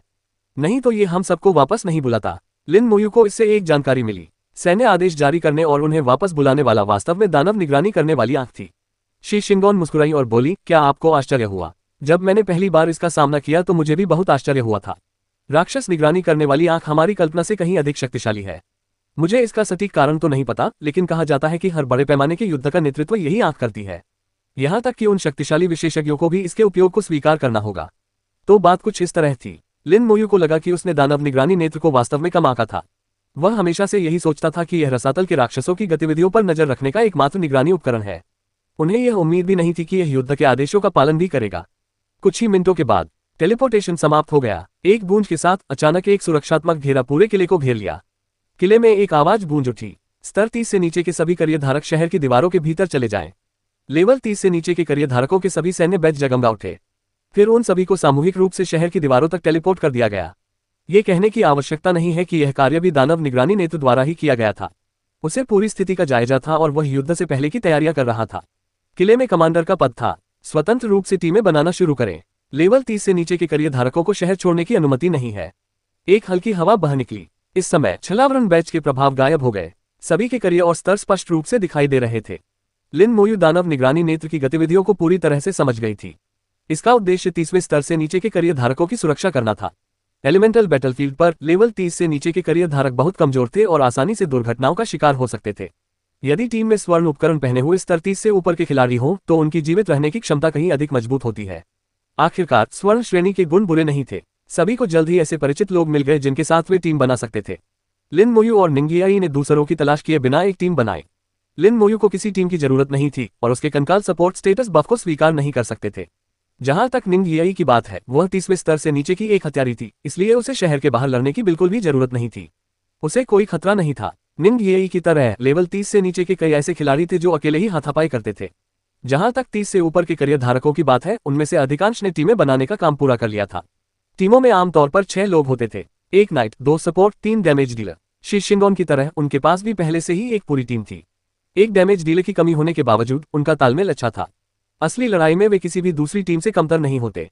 लेवल 30 से ऊपर के करियर धारकों में से बहुत कम लोग अकेले काम करते थे। आखिरकार सपोर्ट स्टेटस बफ्स के साथ युद्ध शक्ति में नाटकीय रूप से वृद्धि हो सकती है। इस समय किले के ऊपर आकाश में पवित्र प्रकाश चमक उठा, मानो पूर्णिमा का चंद्रमा प्रकट हो गया हो। मो यून अपने यूनिकॉर्न पर बैठी हवा में उड़ रही थी। धरती की ओर देखते हुए उसके चेहरे पर उदासीनता का भाव था। वह अकेली थी, उसके साथ कोई टीममेट नहीं था। वह काफी ऊंचाई पर थी और वहां से वह अन्य पेशेवर लोगों को नीचे देख रही थी। दूसरे लोग भी उसे परेशान नहीं करते थे। लिन मोयू को यह थोड़ा अजीब लगा। मुझे कोई भी लेवल 40 करियर धारक नहीं दिख रहा है जिसने अपना दूसरा परिवर्तन पूरा कर लिया हो। निंग येई ने कहा, मुझे भी नहीं पता कि क्या हो रहा है। वहां मौजूद सभी लोग लेवल 40 से नीचे थे क्योंकि उन्होंने अभी तक अपना दूसरा संक्रमण पूरा नहीं किया था। आकाश में उड़ रही मो यून वर्तमान में 39वें स्तर पर थी, जो यहाँ का उच्चतम स्तर का करियर धारक है। दानव निगरानी नेत्र के नीचे स्थित चबूतरे पर एक अत्यंत हट्टा कट्टा आदमी प्रकट हुआ। वह वहां एक विशाल पर्वत की तरह खड़ा था। नी जियोंग, लेवल 60, सेना अधिपति, आर्मी ओवरलॉर्ड ही उनका करियर था। यह एक बेहद दुर्लभ करियर था जो दिग्गज करियर धारकों के नाम भी दर्ज है। हालांकि सामान्य तौर पर यह पेशा उतना उपयोगी नहीं था। इसकी भूमिका केवल बड़े पैमाने पर सैन्य युद्धों के दौरान ही प्रमुख हो जाती थी। किसी ने कहा, दक्षिण पश्चिम के नी परिवार का अधिपति काल ये सचमुच एक सैन्य काल है। नी परिवार की पेशेवर वंश परंपरा एक विशिष्ट पेशेवर परंपरा। सेना में सबसे महत्वपूर्ण पेशा, व्यावहारिक रूप से एक ईश्वर समान अस्तित्व। उनके यहाँ होने से इस लड़ाई में जीत निश्चित है। नी शियोग ने सम्राट की तरह अपनी तलवार ऊंची उठाई और कहा, मेरी आज्ञा सुनो, सेना बनाओ। सेना में शामिल होते ही सभी के सैन्य बैच चमक उठे। इस समय कोई भी मना नहीं करेगा और न ही किसी की मना करने की हिम्मत होगी। सेना का गठन हो चुका है। मैं सेनापति हूँ। युद्ध के बाद सैनिकों के योगदान के आधार पर उनके सैन्य गुणों को एकत्रित करके वितरित किया जाएगा। सेना का गठन हो चुका है। आप सब साथी हैं। कौशल से गलती से भी दुश्मन को नुकसान नहीं होगा, इसलिए खुलकर उनका इस्तेमाल करें।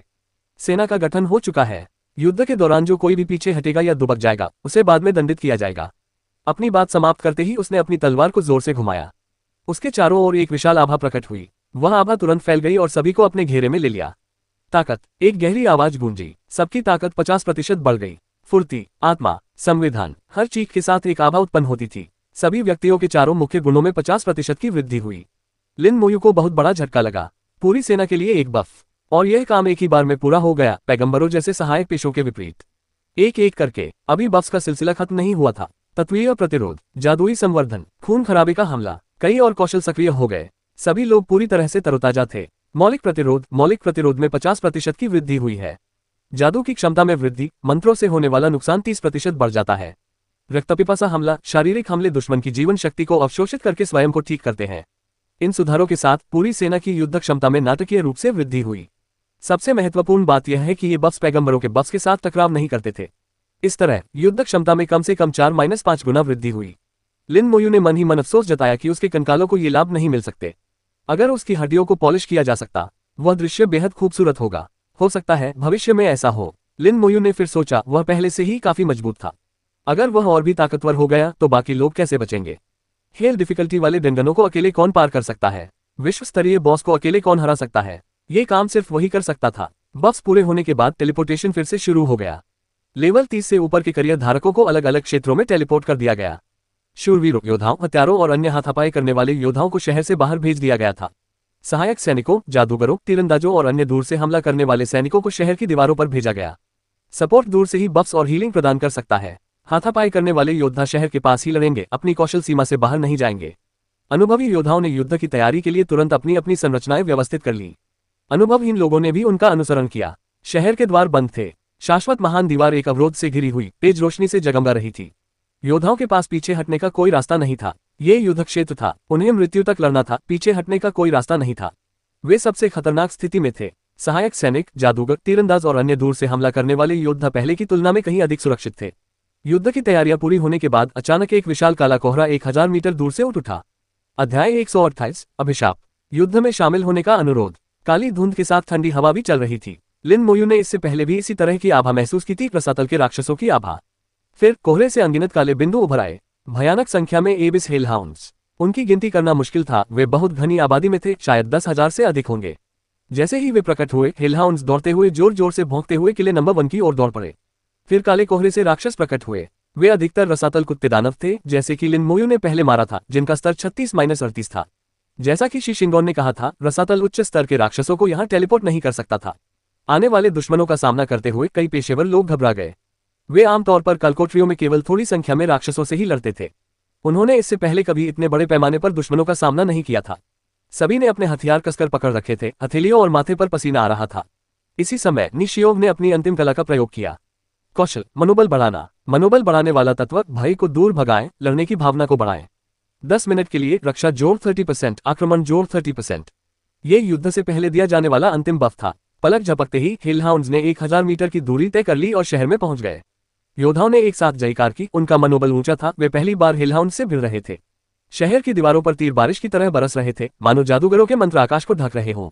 मो यून हवा में थी, तभी उसके यूनिकॉर्न ने पवित्र शक्ति से परिपूर्ण प्रकाश का एक विशाल गोला उगला।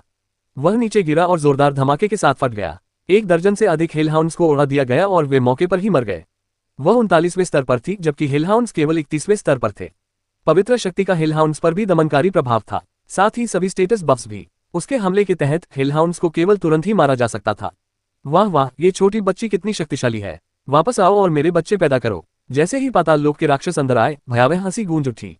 एक कुत्ते के आकार के राक्षस ने मो यून पर अपनी नुकीली गदा से वार किया।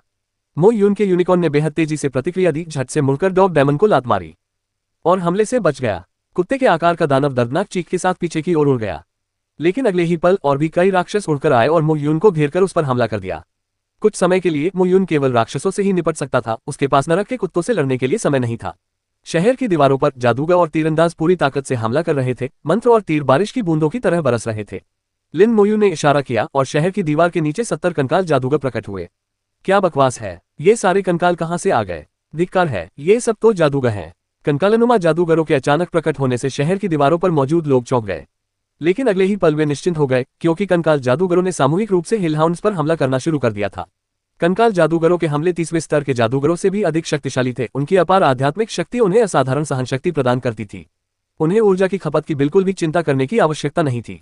कंकालनुमा जादूगर युद्ध मशीनों की तरह थे, जो लगातार मंत्रों का प्रयोग करने वाले बुर्ज बन गए थे। उससे मैं डर गया, मुझे लगा कि वे रसातल के कंकाल हैं। मैंने लगभग हमला कर ही दिया था। मजाक मत करो, रसातल को कंकाल कहाँ से मिलेंगे? इतना हंगामा मत करो, कंकाल तो मरे हुए जीव होते हैं, रसातल में मरे हुए राक्षस नहीं होते, कम से कम मैंने तो कभी नहीं देखे। वैसे ये किसके बुलावे हैं? इतने सारे तो हैं ही। कुछ लोगों ने अनजाने में लिन मोयू की ओर देखा। उन्होंने पहले भी लिन मोयू के कंकाल देखे थे और जानते थे कि वे कितने शक्तिशाली थे। कंकाल जादूगरों को भेजने के बाद कंकाल योद्धा भी प्रकट हुए।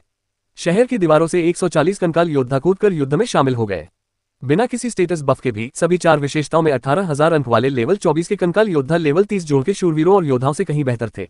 उन्होंने हिलहाउंड्स को पूरी तरह से हरा दिया। ये कंकाल बहुत शक्तिशाली हैं। सिर्फ शक्तिशाली ही नहीं, बल्कि उनकी संख्या भी बहुत अधिक है। ये संबंध तो कमाल का है। इतना शक्तिशाली करियर कब सामने आया? मुझे लगता है कि प्रत्येक कंकाल एक शीर्ष योद्धा के समान है। ये लड़ाई हमारी मुट्ठी में है। लिन मोयू ने अपना हाथ उठाया, उसकी हथेली लाल रंग से चमक रही थी। कौशल, धीमा अभिशाप। एक जोरदार धमाके के साथ पूरा इलाका लाल रोशनी से घिर गया। सभी हिलहाउंड्स के सिर के ऊपर लाल हथकड़ियां दिखाई दी। उनकी गति तुरंत धीमी हो गई। 3600 मीटर की रेंज, 36 गुना गति में कमी। हिलहाउंड्स की हरकतें धीमी गति वाली फिल्म की तरह हो गई। जिन लोगों के पास पहले से ही पूरा करियर है, वे एक पल के लिए अचंभित रह गए, लेकिन फिर खुशी से झूम उठे। वाह, ये किसकी कला है? इसका प्रभाव तो बहुत ही जबरदस्त है। उनकी गति दर्जनों बार धीमी हो चुकी है। अब उनसे कोई खतरा नहीं है। यह एक खेल खेलने जैसा है। जल्दी करो, चलो इन लक्ष्यों पर निशाना लगाते हैं। मो यून के चारों ओर हवा में मौजूद कुछ राक्षस भी इस अभिशाप से प्रभावित हुए, जिससे उनकी गति काफी कम हो गई। लेकिन उनके उच्च स्तर और मजबूत विशेषताओं का मतलब था कि वे हिलहाउंड्स की तुलना में कहीं बेहतर स्थिति में थे। धिक्कार है इन इंसानों पर। 1000 मीटर दूर काले कोहरे से एक गर्जना सुनाई दी। स्लोकर्स का दायरा इतना व्यापक था कि काले कोहरे में मौजूद प्राणी भी इससे प्रभावित प्रतीत हुआ। लिन मोयू ने अनुमान लगाया कि काली धुंध निश्चित रूप से रसातल की ओर ले जाती होगी, हालांकि वह निश्चित रूप से नहीं जानता था कि वह कहाँ है। काले कोहरे से अचानक आग की लपटें फूट पड़ी। आग की लपटें आसमान में भयंकर रूप से फैल गईं और आसमान आग से भर गया। अजीब बात यह थी कि इन लपटों ने लोगों को नहीं जलाया, बल्कि स्लोकर्स की बेड़ियों को जला दिया। आग की लपटों में जंजीरें जल्दी ही धुंधली पड़ गईं, फिर चकनाचूर हो गईं। अभिशाप दूर हो गया। नरक के कुत्ते और देहधारी कुत्ते शीघ्र ही सामान्य अवस्था में लौट आए। इसी समय काले कोहरे से 100 से अधिक संख्या में कुत्ते जैसे राक्षस बाहर निकल आए। जैसे ही वे प्रकट हुए, वे युद्ध के मैदान में टूट पड़े। कुछ लोग मो यून को घेरने और उसे मार डालने के लिए उसकी ओर दौड़े। हाँ, श्राप के बिना तुम सब मर सकते हो। मुझे उम्मीद नहीं थी कि तुम इंसानों में श्राप देने में माहिर पेशेवर भी होंगे। बेकार, हम रसातल के राक्षस अभिशापों के पूर्वज हैं। तुम सब मर जाओगे। राक्षस पागलों की तरह चिल्ला रहे थे। उनकी खुशी 1 सेकंड से भी कम समय तक टिकी रही। अगले ही पल शाप का जाल फिर से गिर पड़ा। अभी भी धीमी गति से अभिशाप जारी है। तेज चीख पुकार अचानक बंद हो गई, बल्कि धीमी गति से चलने लगी। आप इस श्राप को दूर कर सकते हैं, इसलिए मैं इसे फिर से डालूंगा। तुम एक बार जादू हटाओगे, मैं एक बार जादू करूंगा। देखते हैं कौन तेज है। आकाश में फिर से ज्वालाएं दिखाई दी, जिन्होंने अभिशाप को दूर करने के लिए बेड़ियों को जला दिया। शाप गायब होते ही लिन मोयू ने उसे तुरंत दोबारा लिख दिया। दोनों पक्षों के बीच खींचतान जारी रही, कोई भी पक्ष रत्ती भर भी पीछे नहीं हटा। दुर्भाग्यवश रसातल के दानव और नरक के कुत्ते ही इसके शिकार हुए। युद्ध की लय पूरी तरह से बाधित हो गई। तेज से धीमी गति तक लड़ाई धीरे धीरे एक तमाशा बन गई। मानव पेशेवर अप्रभावित रहे। उन्होंने उत्साहपूर्वक हत्याएं की, जिससे थोड़े ही समय में भारी जनसंहार हुआ। शाप के प्रभाव में आकर हिलहाउंड्स में प्रतिरोध करने की कोई क्षमता नहीं बची। वे एक एक करके नष्ट होते चले गए। नौकरी पेशा लोग खूब मजे कर रहे थे। उन्होंने पहले कभी इतना अच्छा महसूस नहीं किया था। आकाश से एक कुत्ते के आकार का दानव गिरा, जिसे मो यून ने मार डाला। उनकी गति इतनी कम हो जाने के कारण ऐसा लग रहा था मानो 1 दर्जन से अधिक कुत्ते जैसे दानव मो यून से घिरे हुए हों। यूनिकॉर्न के हमले अविश्वसनीय रूप से भयंकर थे। प्रत्येक वार से डॉग डेमन्स को भारी क्षति पहुंच रही थी। काले कोहरे में छिपा दानव पागल हो गया। कोहरा बेतहाशा घूमने लगा। तुम्हें मर जाना चाहिए। कोहरे से एक क्रोधित आवाज आई। लिन मोयू ने इसे नजरअंदाज कर दिया और अपना काम जारी रखा। एक के बाद एक श्राप। तुम उन्हें उतनी तेजी से नहीं जला सकते जितनी तेजी से मैं उन्हें डाल सकता हूँ। युद्ध क्षेत्र की लय पूरी तरह से बाधित हो गई थी। कोहरे से एक भयंकर दहाड़ सुनाई दी, जिसके बाद अलौकिक ज्वालाएं चारों दिशाओं में फैल गईं। ज्वालाएं लगातार जलती रहीं, अभिशाप को जलाकर राख कर देती रहीं, जिससे लिन मोयू को दोबारा अभिशाप करने का मौका नहीं मिला। अभिशाप के हट जाने से युद्ध क्षेत्र की लय सामान्य हो गई। सेना को मिली शक्तियों के प्रभाव में जादूगरों ने बिना किसी रोक टोक के अपने क्षेत्रीय हमले के कौशल का इस्तेमाल किया, जिससे बड़े पैमाने पर जानमाल का नुकसान हुआ। लेकिन हिलहाउंड्स की संख्या बहुत अधिक थी। ऐसा लग रहा था कि उन्हें खत्म करना असंभव था। कुछ कुत्ते जैसे राक्षस किले की ओर उड़े, लेकिन बाहर मौजूद ऊर्जा अवरोध ने उन्हें रोक दिया। उन्होंने चाहे जैसे भी हमला किया हो, वे उस अवरोध को भेद नहीं सके। इसलिए वे पेशेवर सैनिकों पर हमला करने के लिए युद्ध के मैदान में उतर गए। कुत्ते जैसे दानव नरक के कुत्तों की तुलना में कहीं अधिक शक्तिशाली थे, जिससे मानव पेशेवरों को काफी परेशानी का सामना करना पड़ा। विशेषकर स्तर 35 से नीचे वाले लोग बहुत खतरे में थे। शहर की दीवारों पर मौजूद सहारे लगातार नीचे काम कर रहे लोगों को ठीक करने के लिए कौशल का प्रदर्शन करते रहते थे। किसी के बुरी तरह घायल होने पर चीख पुकार मच गई। एक कुत्ते के दानव ने एक करियर धारक को पकड़ा और उसे दूर फेंक दिया। अच्छा नहीं है, वह बहुत दूर है। मेरी उपचार क्षमता से बाहर है। हम क्या करें, वह तो मरने ही वाला है। नीचे मौजूद सभी कर्मचारी गिरे हुए थे, कोई भी उसे बचाने के लिए खुद को छुड़ाने में सक्षम नहीं था। उस व्यक्ति को खूंखार कुत्तों के झुंड में फेंक दिया गया था और वह उन्हें काटकर मार डालने ही वाला था। इसी क्षण प्रकाश की एक किरण उस पर पड़ी। वह पल भर में गायब हो गया और अगले ही पल शहर की दीवार पर फिर से प्रकट हो गया। दानव निगरानी आंख ने पूरे युद्ध पर नजर रखी। जैसे ही उसे कोई खतरा दिखाई देता, वह लोगों को वापस टेलीपोर्ट कर देती थी। हालांकि इससे 100% हताहतों को रोका नहीं जा सका, लेकिन इसने उन्हें यथासंभव कम कर दिया। एक वैद्य ने तुरंत उसका इलाज शुरू कर दिया। कुछ ही सेकंड बाद उसके घाव लगभग ठीक हो गए थे। वह दीवार से फिर नीचे कूद गया और लड़ना जारी रखा। राक्षसों से लड़ना, उन्हें मारना। इस समय डिवाइन समर के लोग एक उद्देश्य के लिए एकजुट थे। लिन मोयू युद्ध क्षेत्र को देख रही थी और जानती थी कि अगर इसी तरह चलता रहा तो उन्हें बहुत लंबे समय तक लड़ना पड़ सकता है। इसमें जानमाल का नुकसान हो सकता है। उसने अचानक अपना सिर उठाया और नी शियोग से कहा, मैं बाहर जाकर युद्ध में शामिल होने का अनुरोध करता हूँ। नी जियोन की नजर लिन मोयू पर पड़ी। कई पेशेवर लोगों ने लिन मोयू पर भी नजर डाली। निंग ये जानती थी कि लिन मोयू क्या करना चाहता है। उसकी आंखों में चिंता थी, लेकिन उसने उसे रोका नहीं। कुछ देर बाद नी शियोग ने सिर हिलाकर कहा, मंजूर। सावधान रहो, निंग ये ने चिंता से कहा। चिंता मत करो। लिन मोयू ने निंग ये के हाथ पर थपथपाया, फिर मुड़कर शहर की दीवार से नीचे कूद गई। अध्याय 129, मैं मैदान साफ करूंगा। लगभग मर ही गया था। लिन मोयू ने शहर के बाहर युद्ध में शामिल होने का अनुरोध किया। उसे स्वीकृति मिल गई और फिर वह शहर की दीवार से नीचे कूद गया। कई लोग असमंजस में देखते रहे। वह नीचे क्यों गिरा? वह क्या करने वाला है? क्या वही व्यक्ति है जिसने पहले श्राप दिया था? सिर्फ अभिशाप ही नहीं, युद्ध के मैदान में मौजूद वे कंकाल योद्धा और दीवार पर बने कंकाल जादूगर भी उसी के हैं। उसका पेशा नेक्रोमेंसर है। वह सम्मनल लगता है। उसके द्वारा बुलाए गए प्राणी वाकई बहुत शक्तिशाली और असंख्य हैं, लेकिन वह खुद नीचे क्यों जा रहा है? पता नहीं, लेकिन सेना कमांडर ने मंजूरी दे दी है, इसलिए कोई ना कोई कारण तो जरूर होगा। संयोगवश लिन मोयू शी शिंगोन के ठीक बगल में उतरा। शी शिंगोन ने अभी अभी एक रसातल नरक के कुत्ते को खदेड़ा ही था कि उसने लिन मोयू को देखा और कहा, जूनियर लिन, तुम भी नीचे क्यों आ गए? लिन मोयू ने शांत भाव से कहा, मैं यहाँ मैदान साफ करने आया हूँ। यह बयान अत्यंत दबंगई भरा था। 1000 मीटर दूर काले कोहरे में मौजूद रसातल के दानव ने भी लिन मोयू को देखा। तुम्हारी हिम्मत कैसे हुई शहर छोड़ने की? उसे मार डालो, उसे अपनी पूरी ताकत से मार डालो। बड़ी संख्या में हिलहाउंड्स ने लिन मोयू पर हमला करने के लिए रुख मोड़ लिया। कुत्ते जैसे दानव भी लिन मोयू को मारने के लिए दौड़ पड़े। मो यून के साथ उलझे हुए लोगों ने भी अपना लक्ष्य बदल लिया और लिन मोयू की ओर धावा बोल दिया। इस समय लिन मोयू रसातल के सभी राक्षसों का निशाना बन गई। सावधान रहो। बिना सोचे समझे शी शिंगोन लिन मोयू के सामने खड़ी हो गई और पीछे से उसकी रक्षा करने लगी। कुत्ते जैसे दानव और नरक के कुत्ते पहले से ही करीब थे। लिन मोयू ने हल्की सी मुस्कान के साथ कहा, बिल्कुल सही समय। उसने अपना हाथ थोड़ा सा हिलाया और खुद पर बोन आर्मर का प्रयोग कर लिया। उन्होंने शी शिंगोन पर भी एक परत डाल दी। ये लड़ाई कई मिनटों से चल रही थी और हिलहाउंड के शव जमीन पर हर जगह बिखरे पड़े थे। इन शवों को देखकर लिन मोयू मुस्कुराई। उसने पास ही पड़े शव पर अपनी निगाहें जमा ली। कौशल, लाश विस्फोट, बूम। भीषण विस्फोट के दौरान बड़ी संख्या में हिलहाउंड मारे गए। कुत्ते जैसे दिखने वाले दानव भी बुरी तरह प्रभावित हुए और चीखते हुए पीछे की ओर उड़ गए। सबकी निगाहें स्तब्ध रह गईं और लगातार धमाकों की आवाजें गूंजती रहीं। विस्फोटों में बड़ी संख्या में हिलहाउंड मारे गए। डॉग डेमन्स को उड़ा दिया गया और हवा में ही उन्हें कई और वार झेलने पड़े। जब तक वे उतरे, उनके शरीर बुरी तरह क्षतिग्रस्त हो चुके थे, पंख टूट चुके थे और वे लगभग मरणासन अवस्था में थे। फिर उनके बगल में पड़े हिलहाउंड के शव दोबारा फट गए, जिससे वे भी खत्म हो गए। लिन मोयू तेजी से युद्ध क्षेत्र में आगे बढ़ी और लगातार विस्फोट की सीमा का विस्तार करती रही।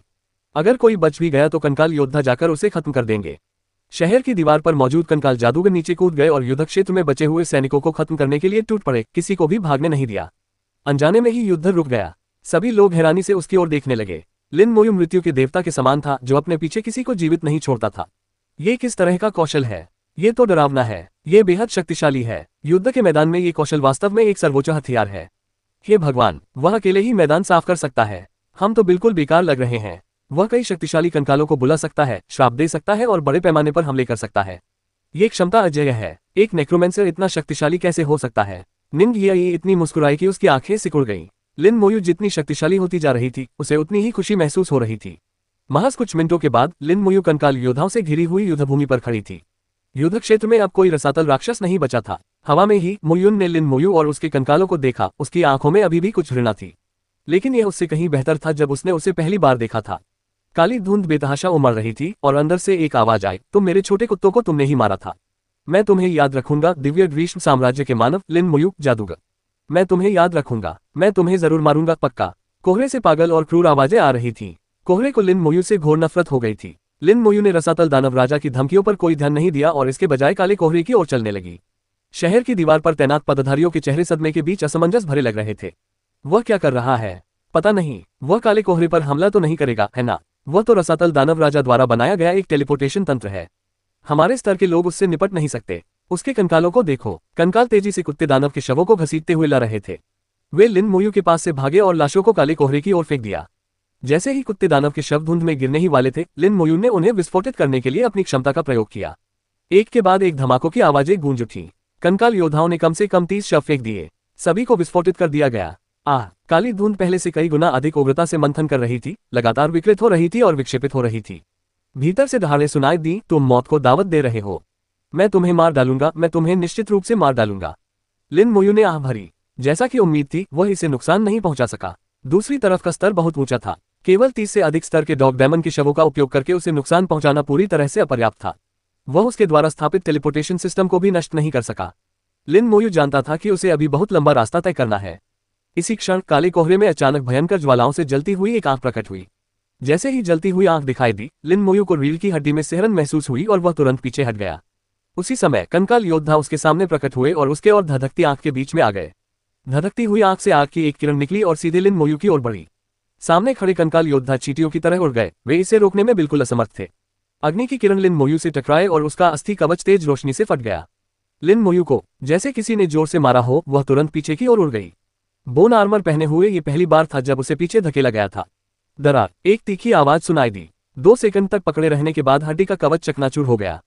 आग की किरण तुरंत लिन मोयू पर गिरी। क्षतिपूर्ति हस्तांतरण प्रभावी हो गया। लिन मोयू को जो भी नुकसान हुआ होगा वह सब कंकालों में स्थानांतरित हो गया। सभी कंकाल योद्धाओं पर एक साथ गहरी दरारें दिखाई देने लगी। अग्नि किरण का हमला बहुत शक्तिशाली था और लिन मोयू की अपनी रक्षा बहुत कमजोर थी। उसे जो नुकसान होता वह इतना अधिक होता कि उसकी सैकड़ों बार मौत हो सकती थी।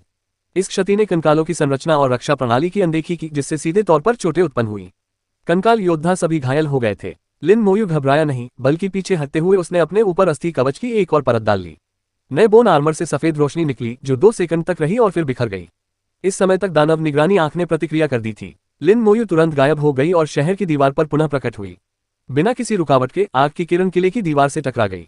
अवरोधक जोर से गड़गड़ाया और उससे निकली चमकदार रोशनी ने आसपास के वातावरण को दिन के उजाले की तरह रोशन कर दिया। केवल किले की दीवार ही नहीं चमक रही थी, पूरी महान दीवार जगमगा रही थी। तेज रोशनी, दानव निगरानी आंख से एक किरण निकली जो सीधे काले कोहरे को भेद गई। कोहरे से चीखें सुनाई दी। धधकती हुई आंख बुरी तरह घायल हो गई और तुरंत गायब हो गई। लिन मोयू, मैं तुम्हें नहीं छोड़ूंगा। एक चीख के साथ काला कोहरा छट गया और गायब हो गया। सभी ने राहत की सांस ली। अंततः ये सब समाप्त हो गया। लेकिन इस लड़ाई का अंत बहुत ही विचित्र था। इसका अंत लगभग अकेले लिन मोयू ने ही कर दिया था। इसमें कोई शक नहीं कि बाद में सैन्य सम्मानों का वितरण करते समय लिन मोयू को निश्चित रूप से सबसे बड़ा हिस्सा मिलेगा। क्या तुम ठीक हो? निंग येई का छोटा सा चेहरा बेहद चिंतित था। उसने लिन मोयू का हाथ पकड़ रखा था और वह लगातार कांप रही थी। लिन मोयू ने अपना सिर हिलाया और जबरदस्ती मुस्कुराते हुए कहा, मैं ठीक हूँ। उसे यह उम्मीद नहीं थी कि अंत में रसातल दानव राजा स्वयं हमला करेगा। उसका हमला बहुत शक्तिशाली था। टेलीपोर्टेशन तंत्र के बावजूद भी वह उस हमले का सामना नहीं कर सका। हड्डी का कवच केवल 2 सेकंड तक ही टिका रहा। वह बोन आर्मर 72,000 कॉन्स्टिट्यूशन के बराबर था, फिर भी वह इतनी आसानी से नष्ट हो गया। सौभाग्य से उसके पास डैमेज ट्रांसफर की क्षमता थी, अन्यथा वह सचमुच मर जाता। लिन मोयू को लगा कि उसने लापरवाही बरती है। उसे वहां नहीं जाना चाहिए था। उसे उस काले धुंध को उड़ाने की कोशिश नहीं करनी चाहिए थी। यह उनकी क्षमताओं से परे था। मैदान साफ करने के बाद उसे लगा कि वह थोड़ा अहंकारी हो गया है और लगभग अपने अहंकार की भारी कीमत चुकानी पड़ी। सौभाग्य से, बहुत सौभाग्य से, उसने कंकाल योद्धाओं और जादूगरों को वापस बुला लिया और उन्हें ठीक होने के लिए आह्वान स्थल पर लौटने दिया। कुछ क्षण बाद किलेबंदी की बाधा धीरे धीरे गायब हो गई। अंततः ये लड़ाई समाप्त हो गई। दानव निगरानी करने वाली आंख ने फिर से घूमना शुरू कर दिया और धीरे धीरे किले के ऊपर चक्कर लगाने लगी। सभी पद्धारी लोग बैठ गए और बातें करने और हंसने लगे। कोई हताहत नहीं हुआ। ये सबसे अच्छा परिणाम था। जब सभी ने लिन मोयू की ओर देखा तो सभी ने उसे प्रशंसा भरी निगाहों से देखा। लिन मोयू का प्रदर्शन बेहद शानदार था। कई निगाहों में से केवल एक ही व्यक्ति अलग था। झोउ लेशेन की निगाहों में ईर्ष्या झलक रही थी। वह युद्ध के मैदान में भी मौजूद था, अपनी आभाओं के साथ अग्रिम मोर्चों पर लड़ रहा था। उसने जमकर लड़ाई लड़ी और नरक के कुत्तों को बेरहमी से मार डाला। उनकी शानदार उपलब्धियां सिर्फ दिखावे के लिए नहीं थी। उनकी युद्ध क्षमता बहुत प्रबल थी। उसके पैरों के नीचे की आभा भी अत्यंत शक्तिशाली थी। नरक के कुत्ते उसके सामने बेबस थे, मुश्किल से ही उसके पास पहुंच पाते थे। लेकिन उसकी आभा का उपयोग केवल वह स्वयं और उसके साथियों पर ही किया जा सकता था। पूरी सेना के लिए यह बेकार थी। परिणामस्वरूप वह केवल कुछ ही हिलहाउंड्स को मार पाया था। अगर ये लड़ाई जारी रहती, अगर तुम न होते तो मैं ही चमकता सितारा होता। ये सब तुम्हारी वजह से हुआ। तुमने लड़ाई इतनी जल्दी खत्म कर दी और मेरी जीत को फीका कर दिया। मैं एक महान करियर धारक हूँ, एक पवित्र प्रकाश योद्धा हूँ। मुझे गौरव का आनंद लेना चाहिए। उसके मन में लिन मोयू के प्रति नफरत बढ़ती ही जा रही थी। उसकी घृणा और भी गहरी होती जा रही थी। विशेषकर जब उसने निंग याई को चिंतित चेहरे के साथ लिन मोयू का हाथ पकड़े हुए देखा तो उसकी घृणा चरम पर पहुंच गई। उसे इस बात से नफरत थी कि रसातल दानव राजा के हमले में लिन मोयू की मौत क्यों नहीं हुई। लिन मोयू अभी भी जीवित क्यों थी। अगाध दानव राजा कितना बेकार कचरा है। उसने गुस्से में बड़बड़ाते हुए अपनी आंखें बंद कर ली और देखना बंद कर दिया। जितना ज्यादा वह देखता उतना ही ज्यादा उसे गुस्सा आता। कुछ मिनट बाद किले के सबसे ऊंचे स्थान पर खड़े निशियोव ने गहरी आवाज में बात की। अब हम सैन्य सम्मानों का वितरण शुरू करते हैं। अध्याय 130 दिव्य ग्रीष्म तारा शीर्षक। नहीं धन्यवाद, मेरे पास इससे बेहतर शीर्षक है। सभी ने ध्यान से सुनना शुरू कर दिया। इनाम का समय आ गया था।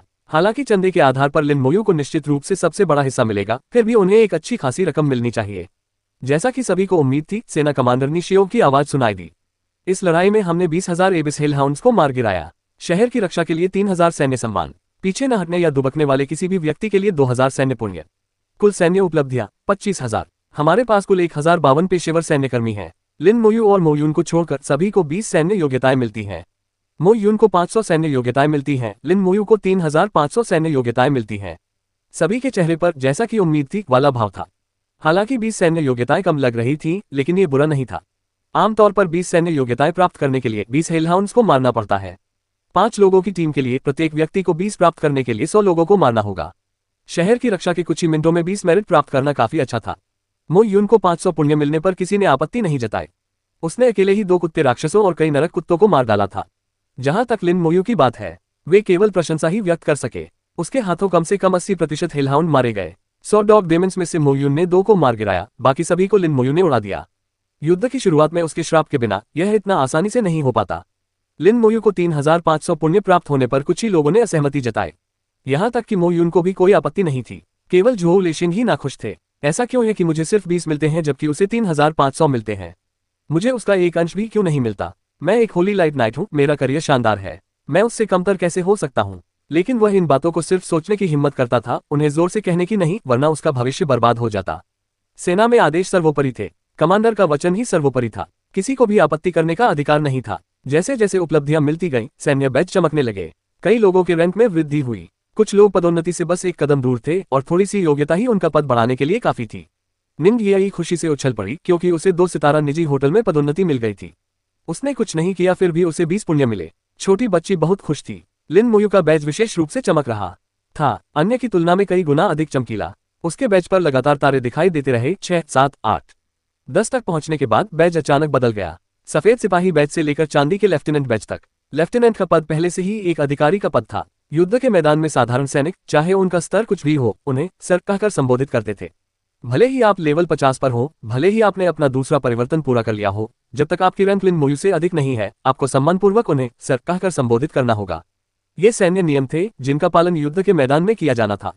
चांदी के रंग में बदलने के बाद बैच रुक गया और उस पर कोई तारा नहीं था।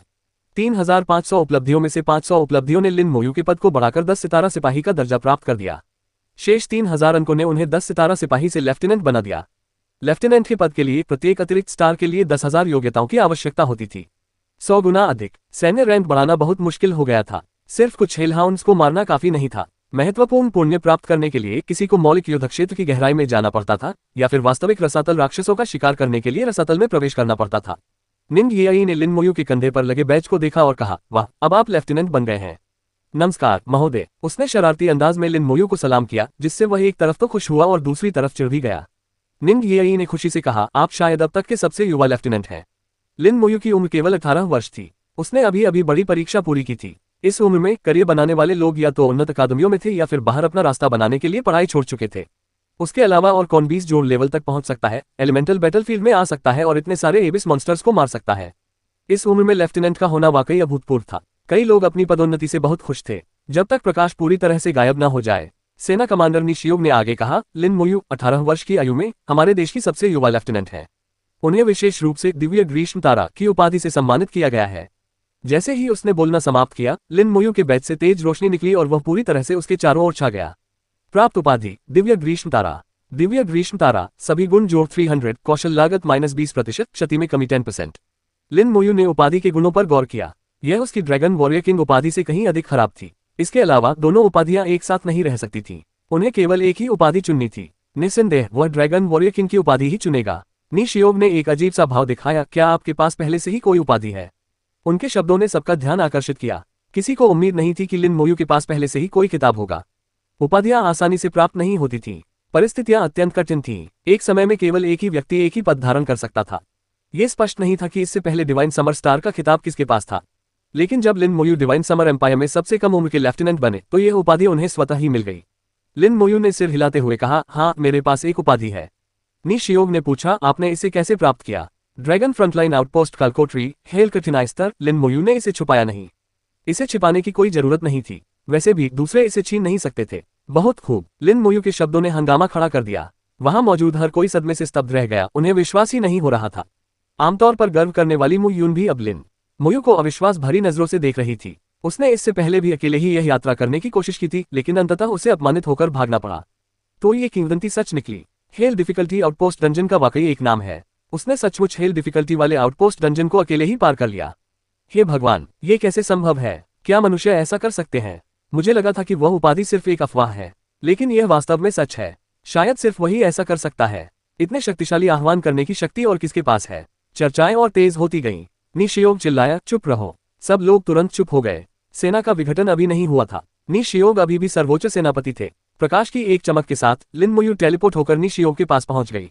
क्या आप हमें इस उपाधि के प्रभाव और इसे प्राप्त करने का तरीका बता सकते हैं? साम्राज्य के डेटाबेस में इसे दर्ज करना आवश्यक है। इस समय वह आदेश नहीं दे रहा था, बल्कि पूछ रहा था। ये शीर्षक लिन मोयू की निजी जानकारी थी। वह इसे देख नहीं सकता था, लेकिन साम्राज्य के डेटाबेस को इस जानकारी की आवश्यकता थी। वह इस बारे में केवल लिन मोयू से ही बात कर सकता था। लिन मोयू ने कुछ भी नहीं छिपाया। हेल कठिनाई वाले ड्रैगन फ्रंटलाइन आउटपोस्ट कालकोट्री को अकेले पूरा करके प्राप्त किया गया। प्रभाव है, सभी विशेषताएं जोड़ 500, सभी कौशल लागत -50%। नी शियोग की आंखों में स्वीकृति झलक रही थी। बहुत बढ़िया शीर्षक है, खासकर कौशल लागत में 50% की कमी। जादूगर प्रकार के करियर के लिए यह बहुत महत्वपूर्ण है। आप वाकई बहुत प्रभावशाली हैं। इसके बदले में मैं आपको किले में मौजूद सैन्य सुविधाओं का उपयोग करने के लिए विशेष रूप से अधिकृत करता हूं। लिन मोयू थोड़ी हैरान थी। किले में कुछ सुविधाएं सेना के स्वामित्व में थीं। आम लोगों को वहां प्रवेश करने की अनुमति नहीं थी। सैन्य योग्यता ही प्रवेश का आधार थी। प्रवेश के लिए कम से कम 3 स्टार लेफ्टिनेंट होना आवश्यक था। लिन मोयू अभी तक 1 सितारा लेफ्टिनेंट भी नहीं थी। मूल रूप से वह इसके लिए अयोग्य थी। उन्हें नी शियोग के पास इस तरह का अधिकार होने की उम्मीद नहीं थी। लिन मोयू ने अब नी शियोग के कंधे पर लगे बैज को देखा। एक बैंगनी बैज, दरअसल वह एक जनरल थे। बैज पर बने 3 तारे चमक रहे थे। नी शियोग ने कहा, आप सैन्य सुविधाओं का उपयोग कर सकते हैं, लेकिन इससे सैन्य पुण्य की खपत होती है। आपके पास ज्यादा पुण्य नहीं है, इसलिए इनका इस्तेमाल सोच समझ कर करें। लिन मोयू ने धीमी आवाज में कहा, धन्यवाद वरिष्ठ। लिन मोयू के लौटने के बाद नी शियोग ने अंततः अंतिम आदेश दिया, ये युद्ध समाप्त हो गया है। सेना भंग कर दी गई है। इस प्रकार अचानक हुई लड़ाई समाप्त हो गई। हर कोई अपने अपने काम पर वापस जा सकता था। हालांकि यह 1 घंटे से भी कम समय तक चला, लेकिन सभी को एक असामान्य अनुभव हुआ। लिन मोयू के शक्तिशाली कौशल ने उनकी आंखें खोल दी, विशेषकर जब उन्हें पता चला कि लिन मोयू हेल कठिनाई स्तर के आउटपोस्ट कालकोट्री को अकेले ही पार कर सकती है, तो वे इतने सदमे में थे कि वे संभल नहीं पाए। इसी समय टेलीपोर्टेशन एरे रोशन हो उठा। लोगों की टीमें टेलीपोर्ट होकर वापस आ गईं। वे सभी उच्च पदस्थ पेशेवर सैनिक थे। उन्होंने एक समान वर्दी पहनी हुई थी, जिससे उनका व्यक्तित्व प्रभावशाली प्रतीत होता था। टेलीपोर्टेशन एरे से बाहर आने के बाद वे वहां मौजूद करियर धारकों से एक शब्द भी कहे बिना तेजी से चले गए। उन्होंने उनकी तरफ देखा तक नहीं। लिन मोयू ने उनमें से एक को पहचान लिया, वह व्यक्ति जो शहर के द्वार की रखवाली कर रहा था और जिसने उसे सावधान रहने की चेतावनी दी थी। वह अभी हुए बड़े युद्ध के दौरान यहां मौजूद नहीं था। दरअसल उच्च पदस्थ करियर धारकों में से कोई भी यहां मौजूद नहीं था। ये पता नहीं चल पाया है कि वे कहां गए। कई लोगों के संचारकों ने फोन किया। युद्ध के दौरान संचार व्यवस्था ठप हो गई थी। अब संचार बहाल हो गया है। जैसे ही उनका संपर्क हुआ, तरह तरह की आवाजें सुनाई देने लगीं। क्या आपको पता है, रसातल के राक्षसों ने अभी कई देशों पर हमला किया है। हमारे दिव्य ग्रीष्म साम्राज्य के किले संख्या 7 पर उच्च स्तरीय राक्षसों ने हमला किया। उनका कहना है कि लड़ाई बहुत भीषण थी। आपका किला नंबर 1 कैसा है? ये रसातल से सबसे दूर है, क्या यह अधिक सुरक्षित है? शी शिंगोन कुछ गंभीर भाव से लिन मोयू के पास आया और बोला, अगाध आत्मा ने अभी हम पर यही हमला नहीं किया। अध्याय 131, निंग ताइरान का शत्रु। शी शिंगोन के वृतांत से लिन मोयू को स्थिति की विस्तृत जानकारी प्राप्त हुई। एबिस ने कई स्थानों पर बड़े पैमाने पर हमले किए थे। दिव्य ग्रीष्म साम्राज्य में उनके किले संख्या 1 के अलावा किले संख्या 7 और 8 पर भी एक साथ हमला किया गया था। सेना के सभी उच्च पदस्थ अधिकारी किले संख्या 7 और 8 की सहायता के लिए गए थे। खबरों के मुताबिक वहां लड़ाई और भी भीषण थी, जिसमें तीसरे स्तर के करियर धारक भी युद्ध में शामिल हो गए थे। ये सिर्फ डिवाइन समर एम्पायर ही नहीं था। Cherry blossom country, stick country और ईगल कंट्री, इन सभी क्षेत्रों पर समान तीव्रता से हमले किए गए। शी शिंगोन ने कहा, हमारा दिव्य ग्रीष्म साम्राज्य अभी भी ठीक है, ज्यादा नुकसान नहीं हुआ है। मैंने सुना है कि चेरी ब्लॉसम और स्टिक देशों को काफी नुकसान हुआ है और उन्होंने कई प्रतिष्ठित नेताओं को खो दिया है। पेशेवर नौकरी पेशा लोगों को चोट लगने या अंक खोने का डर नहीं होता था। यदि वे जीवित रहते तो सबसे गंभीर चोटें भी ठीक हो सकती थीं। लेकिन अगर उनकी मृत्यु हो जाती तो कुछ भी नहीं किया जा सकता था। युद्ध क्रूर था, विशेषकर मनुष्यों और रसातल के बीच का युद्ध। यह नस्लों के बीच जीवन मरण का संघर्ष था, जिसमें कोई जीवित नहीं बचा, कोई कैदी नहीं बना और न ही किसी पक्ष ने आत्मसमर्पण किया। केवल दो ही संभावनाएं थी, मृत्यु या जीवित रहना। शी शिनगोन ने कहा, हमारा किला नंबर 1 रसातल से सबसे दूर है और हमारे बीच 9 किले रसातल की शक्ति को रोकते हैं, इसलिए हम यहाँ सबसे कम प्रभावित हैं। साथ ही साम्राज्य के शीर्ष विशेषज्ञों द्वारा स्थापित रक्षा प्रणालियों की परतों के कारण रसातल बहुत शक्तिशाली राक्षसों को टेलीपोर्ट नहीं कर सकता। लेकिन ये पूरी तरह सुरक्षित नहीं है। हालांकि वे टेलीपोर्ट नहीं कर सकते, कुछ राक्षस घुसपैठ करने में माहिर होते हैं। वे चुपके से आकर आपकी हत्या कर सकते हैं। एलिमेंटल बैटलफील्ड में काम करते समय बहुत सावधान रहें। इस बार लिन मोयू का प्रदर्शन बेहद शानदार था। पाताल लोक के राक्षसों ने उस पर ध्यान दे दिया था। मौका मिलते ही वे उसे हर कीमत पर जान से मारने की कोशिश जरूर करेंगे। महज 24वें स्तर पर लिन मोयू आसानी से 30 जोड़ स्तर के रसातल राक्षसों को मार सकती थी। जब लिन मोयू बड़ा हो जाएगा तो वह रसातल के लिए एक बड़ी समस्या बन सकता है। अतीत में कुछ प्रतिभाशाली मनुष्यों को उनके वयस्क होने से पहले ही रसातल द्वारा मार दिया गया था। लिन मोयू सतर्क हो गई, मैं सावधान रहूंगी। निंग याई मुस्कुराते हुए लिन मोयू के पास दौड़ी और बोली, बातचीत खत्म हो गई।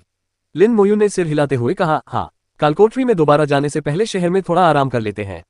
निंग याई ने बार बार सिर हिलाते हुए कहा, ठीक है, ठीक है। वह इस बात से बेहद खुश थी कि लिन मोयू उसे कालकोठरी में ले जाने के लिए तैयार थी। एक रिंगटोन बजी। निंग याई के संचारक की घंटी बजी। निंग याई ने प्रसन्नतापूर्वक उत्तर दिया, दादाजी, आप मुझे क्यों बुला रहे हैं? क्या आपने यह नहीं कहा था कि आप मेरे मिशन के दौरान दखल नहीं देंगे? आप अभी कहाँ हैं? कम्युनिकेटर के माध्यम से एक वृद्ध अधिकारपूर्ण आवाज सुनाई दी। निंग याई ने कहा, मैं एलिमेंटल बैटलफील्ड में फोर्ट्रेस नंबर 1 में हूँ। तुम यहीं रहो, मैं अभी तुरंत आ रहा हूँ। दूसरी तरफ से आए आवाज में साफ तौर पर राहत झलक रही थी। निंग याई के चेहरे पर हल्का सा बदलाव आया। उसने धीरे से ओह कहा। फोन रखने के बाद निंग याई ने कहा, मेरे दादाजी आ रहे हैं। ये बात पहले ही सुन लेने के कारण लिन मोयू ने ज्यादा प्रतिक्रिया नहीं दी, तो हम थोड़ा इंतजार करेंगे। निंग याई थोड़ी असहज थी, दादाजी अचानक क्यों आ रहे हैं? शायद वह तुम्हारे बारे में चिंतित है, लिन मोयू ने सोचा।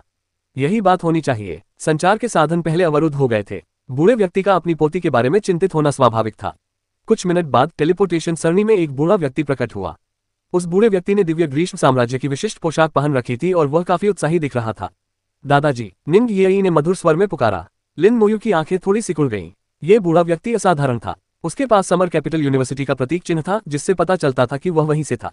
उसके कंधे पर लगा सैन्य बैज। 5 सितारा दिव्य जनरल। बाय युवान के समान एक 5 सितारा दिव्य सेनापति। दिव्य ग्रीष्म साम्राज्य में ऐसे व्यक्ति दुर्लभ थे। वे सभी पाठ्यपुस्तकों में वर्णित प्रसिद्ध व्यक्ति थे। उपनाम निंग, 5 सितारा दिव्य सेनापति। निंग ताइरन। लिन मोयू को गहरा सम्मान महसूस हुआ। यह एक शानदार आंकड़ा था जो बाय युवान के बराबर था।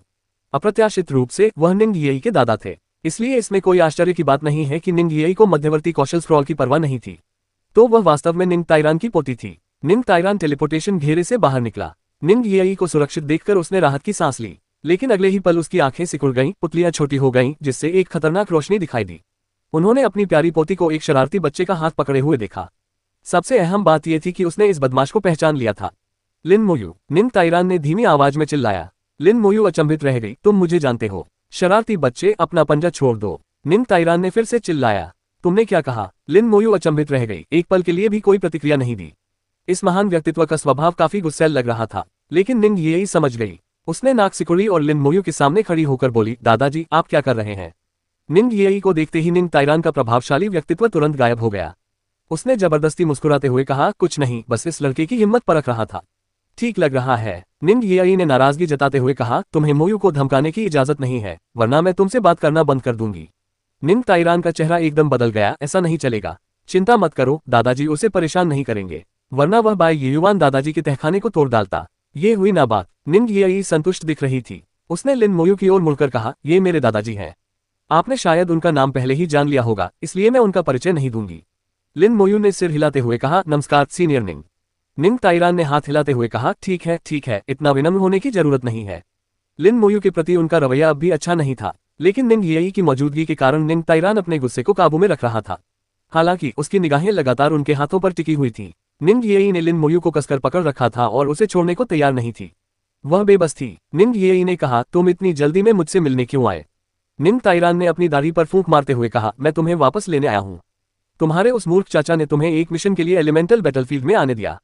बुढ़ापे में वह सचमुच दिमागी रूप से कमजोर हो गए हैं। निंग याई ने हैरानी से कहा, लेकिन दूसरे चाचा ने कहा कि यह मिशन आपका आदेश था। निंग ताइरान का पूरा शरीर कांप उठा। उसने अपनी दाढ़ी पर फूंक मारी और गुस्से से घूरते हुए कहा, बकवास। उस बूढ़े ने मुझसे सलाह लिए बिना खुद ही फैसला कर लिया। मैं उन कुछ दिनों में व्यस्त था, इसलिए उसने मौके का फायदा उठा लिया। प्यारी पोती, दादाजी के साथ जल्दी वापस आ जाओ, हम कोई मिशन पर नहीं जा रहे हैं। निंग ताइरान ने निंग याई को खींचने के लिए हाथ बढ़ाने की कोशिश की, लेकिन वह बच निकली। निंग याई ने सिर हिलाते हुए कहा, चूंकि दूसरे चाचा ने यह मिशन सौंपा था और मैंने इसे स्वीकार कर लिया है, इसलिए मुझे इसे पूरा करना चाहिए। आपने मुझे ये सिखाया है किसी भी काम को अंत तक पूरा करना। निंग याई ने न्यायसंगत ढंग से बात की, जिससे स्पष्ट हो गया कि वह वापस नहीं लौटेगी। निंग ताइरान चिंतित हो गया, तुम कहीं भी मिशन कर सकते हो। विश्वविद्यालय में तुम्हारे लिए बहुत सारे मिशन हैं, फिर एलिमेंटल बैटलफील्ड में ही क्यों? तुम्हें नहीं पता कि एलिमेंटल बैटलफील्ड कितना खतरनाक है? अगर कुछ हो गया तो क्या होगा? वो बूढ़ा मूर्ख बिल्कुल बेवकूफ है। मैं वापस जाकर उसकी खूब पिटाई करूंगा, उसे बताऊंगा कि फूल लाल क्यों होते हैं। निंग याई ने चिढ़कर कहा, मुयू के यहाँ होने से कोई खतरा नहीं होगा। मुयू ने मुझे कालकोट्री में ले जाने का वादा किया है। मैं हिल आउटपोस्ट सेट पूरा करना चाहता हूँ। उसे बार बार मुयू कहकर पुकारने से निंग ताइरान का चेहरा और भी बिगड़ गया। उसकी ईर्ष्या स्पष्ट रूप से बढ़ रही थी। लिन मुयू को घूरते हुए, बच्चे कुछ बोलो, एलिमेंटल बैटलफील्ड बहुत खतरनाक है, मैं नहीं चाहती कि ये यहाँ जोखिम उठाए। उनके शब्दों में धमकी भरा लहजा था। लिन मोयू ने धीरे से कहा, मैं ये की पसंद का सम्मान करता हूँ। आप? निंग ताइरान ने उग्र भाव से घूरकर देखा। निंग याई खड़ी हो गई और बोली, दादाजी, आपको मोयू को धमकाने की इजाजत नहीं है, वरना मैं सचमुच आपसे बात करना बंद कर दूंगी। निंग ताइरान का आत्मविश्वास पल भर में बर्फ की तरह पिघल गया। उसने फिर से मुस्कुराते हुए कहा, ठीक है, ठीक है। तुम कहते हो कि तुम इस लड़के के साथ कालकोट्री में जाना चाहते हो, तो क्या दादाजी तुम्हारे साथ कुछ लोगों को भेज दें? उसके दिमाग में नरक की कालकोठरियों के लिए कम से कम 10 लोगों की जरूरत होती थी, है ना? साथ मिलकर काम करने के लिए लोग ढूंढना मुश्किल होगा। अगर वह कुछ लोगों को भेजता है तो उन्हें मना नहीं करना चाहिए। अप्रत्याशित रूप से निंग याई ने कहा, कोई जरूरत नहीं है, मोयू मुझे अकेले ही ले जाएगी। ये कैसे संभव है? क्या तुम दोनों जीने से थक गए हो? निंग ताइरान अपना आपा खो बैठा और चीखने से खुद को रोक नहीं पाया। निंग याई ने कहा, दादाजी, इसे देखो। उसने निंग ताइरान के सामने हिल आउटपोस्ट डैगर का प्रदर्शन किया। निंग ताइरान अब भी अविश्वास भरी निगाहों से देख रहा था। क्या तुम दोनों सचमुच हेल डिफिकल्टी लेवल पर खेल रहे हो? निंग याई खिलखिलाकर हंस पड़ी, हम दोनों नहीं, असल में मुयू मुझे उठाकर ले जा रही है। मुझे कुछ करने की जरूरत नहीं है, बस खाना खाकर कालकोठरी साफ करनी है। वास्तव में निंग ताइरान अवाक रह गया। वह लिन मोयू की कालकोठरी में प्रवेश करने की क्षमता के बारे में थोड़ा बहुत जानता था। टायरेंट डेजर्ट के विशाल कालकोठरी से 39 लोगों को ले जाना, उन्हें उम्मीद नहीं थी कि लिन मोयू अकेले ही ड्रैगन हेल डिफिकल्टी डंजन को पार कर सकती है। ऐसे में जब लिन मोयू का स्तर ऊंचा हो जाता है तो क्या वह अन्य कालकोठरियों के लिए भी हेल कठिनाई स्तर को अकेले ही पार कर सकता है? यदि ऐसा है तो कम से कम उसे निंग याई के उपकरणों के बारे में चिंता करने की जरूरत नहीं थी। इस नजरिए से देखें तो लिन मोयू का ये बच्चा देखने में थोड़ा आकर्षक लग रहा था। उसने लिन मोयू को गौर से देखा और अचानक उसकी नजर उसके कंधे पर लगे सैन्य बैच पर पड़ी। वह फिर चिल्लाया, तुम लेफ्टिनेंट कैसे बन गए? यह असंभव है। निंग याई ने कहा, दादाजी, क्या आप इतना नाटक करना बंद कर सकते हैं? आप बूढ़े हो रहे हैं, क्या आप थोड़ा शांत नहीं रह सकते? इस मामले में दूसरे चाचा आपसे बेहतर हैं। उन्हें जब भी कोई समस्या आती है तो वे कभी हंगामा नहीं करते। क्या लेफ्टिनेंट बनना बहुत सामान्य बात नहीं है? ठीक है दादाजी, आप पहले वापस चले जाइए, हम कुछ दिनों में अपने आप वापस आ जाएंगे। अपनी पोती से डांट सुनने के बाद निंग ताइरान आखिरकार शांत हो गए और बोले, तो कुछ दिनों में होने वाले करियर होल्डर टूर्नामेंट के लिए आपको वापस आकर भाग लेना होगा। निंग याई थोड़ी अधीर हो गई, मुझे पता है। तुम अभी वापस जाओ, हम पहले निकल रहे हैं। लिन मोयू ने निंग ताइरान को विदाई देते हुए कहा, चिंता मत करो, मैं याई का अच्छे से ख्याल रखूंगी। निंग याई ने लिन मोयू को खींच लिया, जिससे निंग ताइरान स्तब्ध होकर वहीं खड़ा रह गया। लोग उसके आसपास आते जाते रहते थे, लेकिन सभी लोग निंग ताइरान को नजरअंदाज करते थे, मानो उसका अस्तित्व ही न हो। जब वे तीनों पहले बात कर रहे थे तब आसपास किसी ने कुछ नहीं सुना। ये कहने की जरूरत नहीं है कि यह सब निंग ताइरान का ही किया धरा था, अन्यथा उनकी हैसियत को देखते हुए वह निश्चित रूप से वहां खड़े दर्शकों से घिरे होते। ये ठीक नहीं है, ये लड़का सामान्य नहीं है, मुझे जाकर पूछना पड़ेगा। कुछ देर सोचने के बाद निंग ताइरान मुड़ा और किले के अंदर चला गया। अध्याय 132, निंग याई की दास्तां। अधिकारियों के लिए विश्राम क्षेत्र, इससे स्वास्थ्य लाभ में तेजी आ सकती है और थकान जल्दी दूर हो सकती है। अधिकारियों के कौशल प्रशिक्षण का मैदान मनोबल को पुनः प्राप्त करने में तेजी ला सकता है और कौशल प्रशिक्षण की गति को बढ़ा सकता है। अधिकारियों का टेलीपोर्टेशन एरे कई निर्दिष्ट स्थानों पर टेलीपोर्ट कर सकता है। सैन्य योग्यता विनिमय, सैन्य योग्यताओं का उपयोग संबंधित आपूर्ति की खरीद के लिए किया जा सकता है। लेवल 40 से नीचे के अधिकांश करियर धारक किला नंबर 1 में सैन्य सुविधाओं का उपयोग करने के लिए योग्य नहीं थे। लेवल 40 से नीचे के बहुत कम करियर धारक ही 3 स्टार लेफ्टिनेंट के पद तक पहुंच पाते हैं। यहां तक कि कुछ ऐसे लोग भी जिन्होंने अपना दूसरा परिवर्तन पूरा कर लिया था और जिनका स्तर 40 से ऊपर था, उनके पास लेफ्टिनेंट का पद नहीं हो सकता था। मूल रूप से लिन मोयू भी योग्य नहीं थी, लेकिन युद्ध में उनके उत्कृष्ट प्रदर्शन के साथ साथ दिव्य ग्रीष्म तारा उपाधि धारक होने के कारण नी जियोंग ने उन्हें यह विशेषाधिकार दिया। हालांकि इनमें से किसी भी सुविधा का उपयोग करना बहुत महंगा था। अधिकारियों के विश्राम क्षेत्र में 1 घंटे में ही सारी ऊर्जा वापस मिल सकती है और थकान दूर हो सकती है। लेकिन वहां एक लेफ्टिनेंट को 1 घंटे के लिए 200 सैन्य योग्यताएं खर्च करनी पड़ती थी। एक कर्नल को केवल 100 मेरिट खर्च करके आधी छूट मिल सकती थी। जनरल इसका मुफ्त में इस्तेमाल कर सकते थे। कौशल प्रशिक्षण मैदान भी इसी प्रकार का था। समर कैपिटल यूनिवर्सिटी में भी इसी तरह की सुविधाएं मौजूद थीं। यहाँ की सैन्य सुविधाओं का प्रभाव विश्वविद्यालय की सुविधाओं की तुलना में बेहतर था।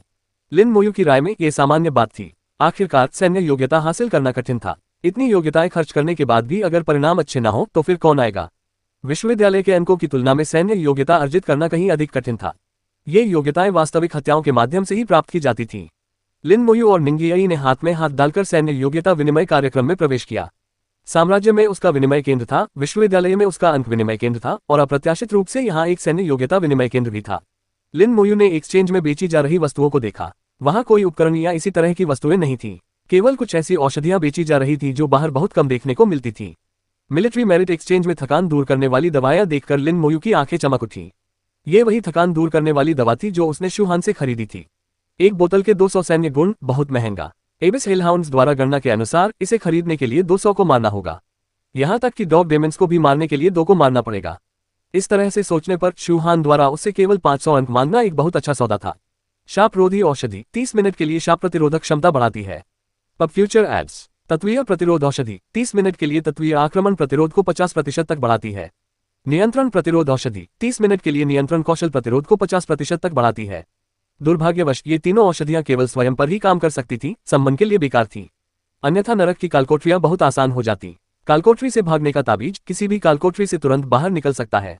नरक जैसी कालकोठरियों के लिए साथ रखने की सलाह दी जाती है। प्रत्येक को 100 सैन्य योग्यताएं। लिन मोयू ने थोड़ी देर सोचा और 2 खरीद लिए। उन्होंने आपात स्थिति में इस्तेमाल के लिए एक निंगियाई को दे दिया। निंगियाई खिलखिलाकर हंसी और उसने भागने का ताबीज अपनी जेब में रख लिया।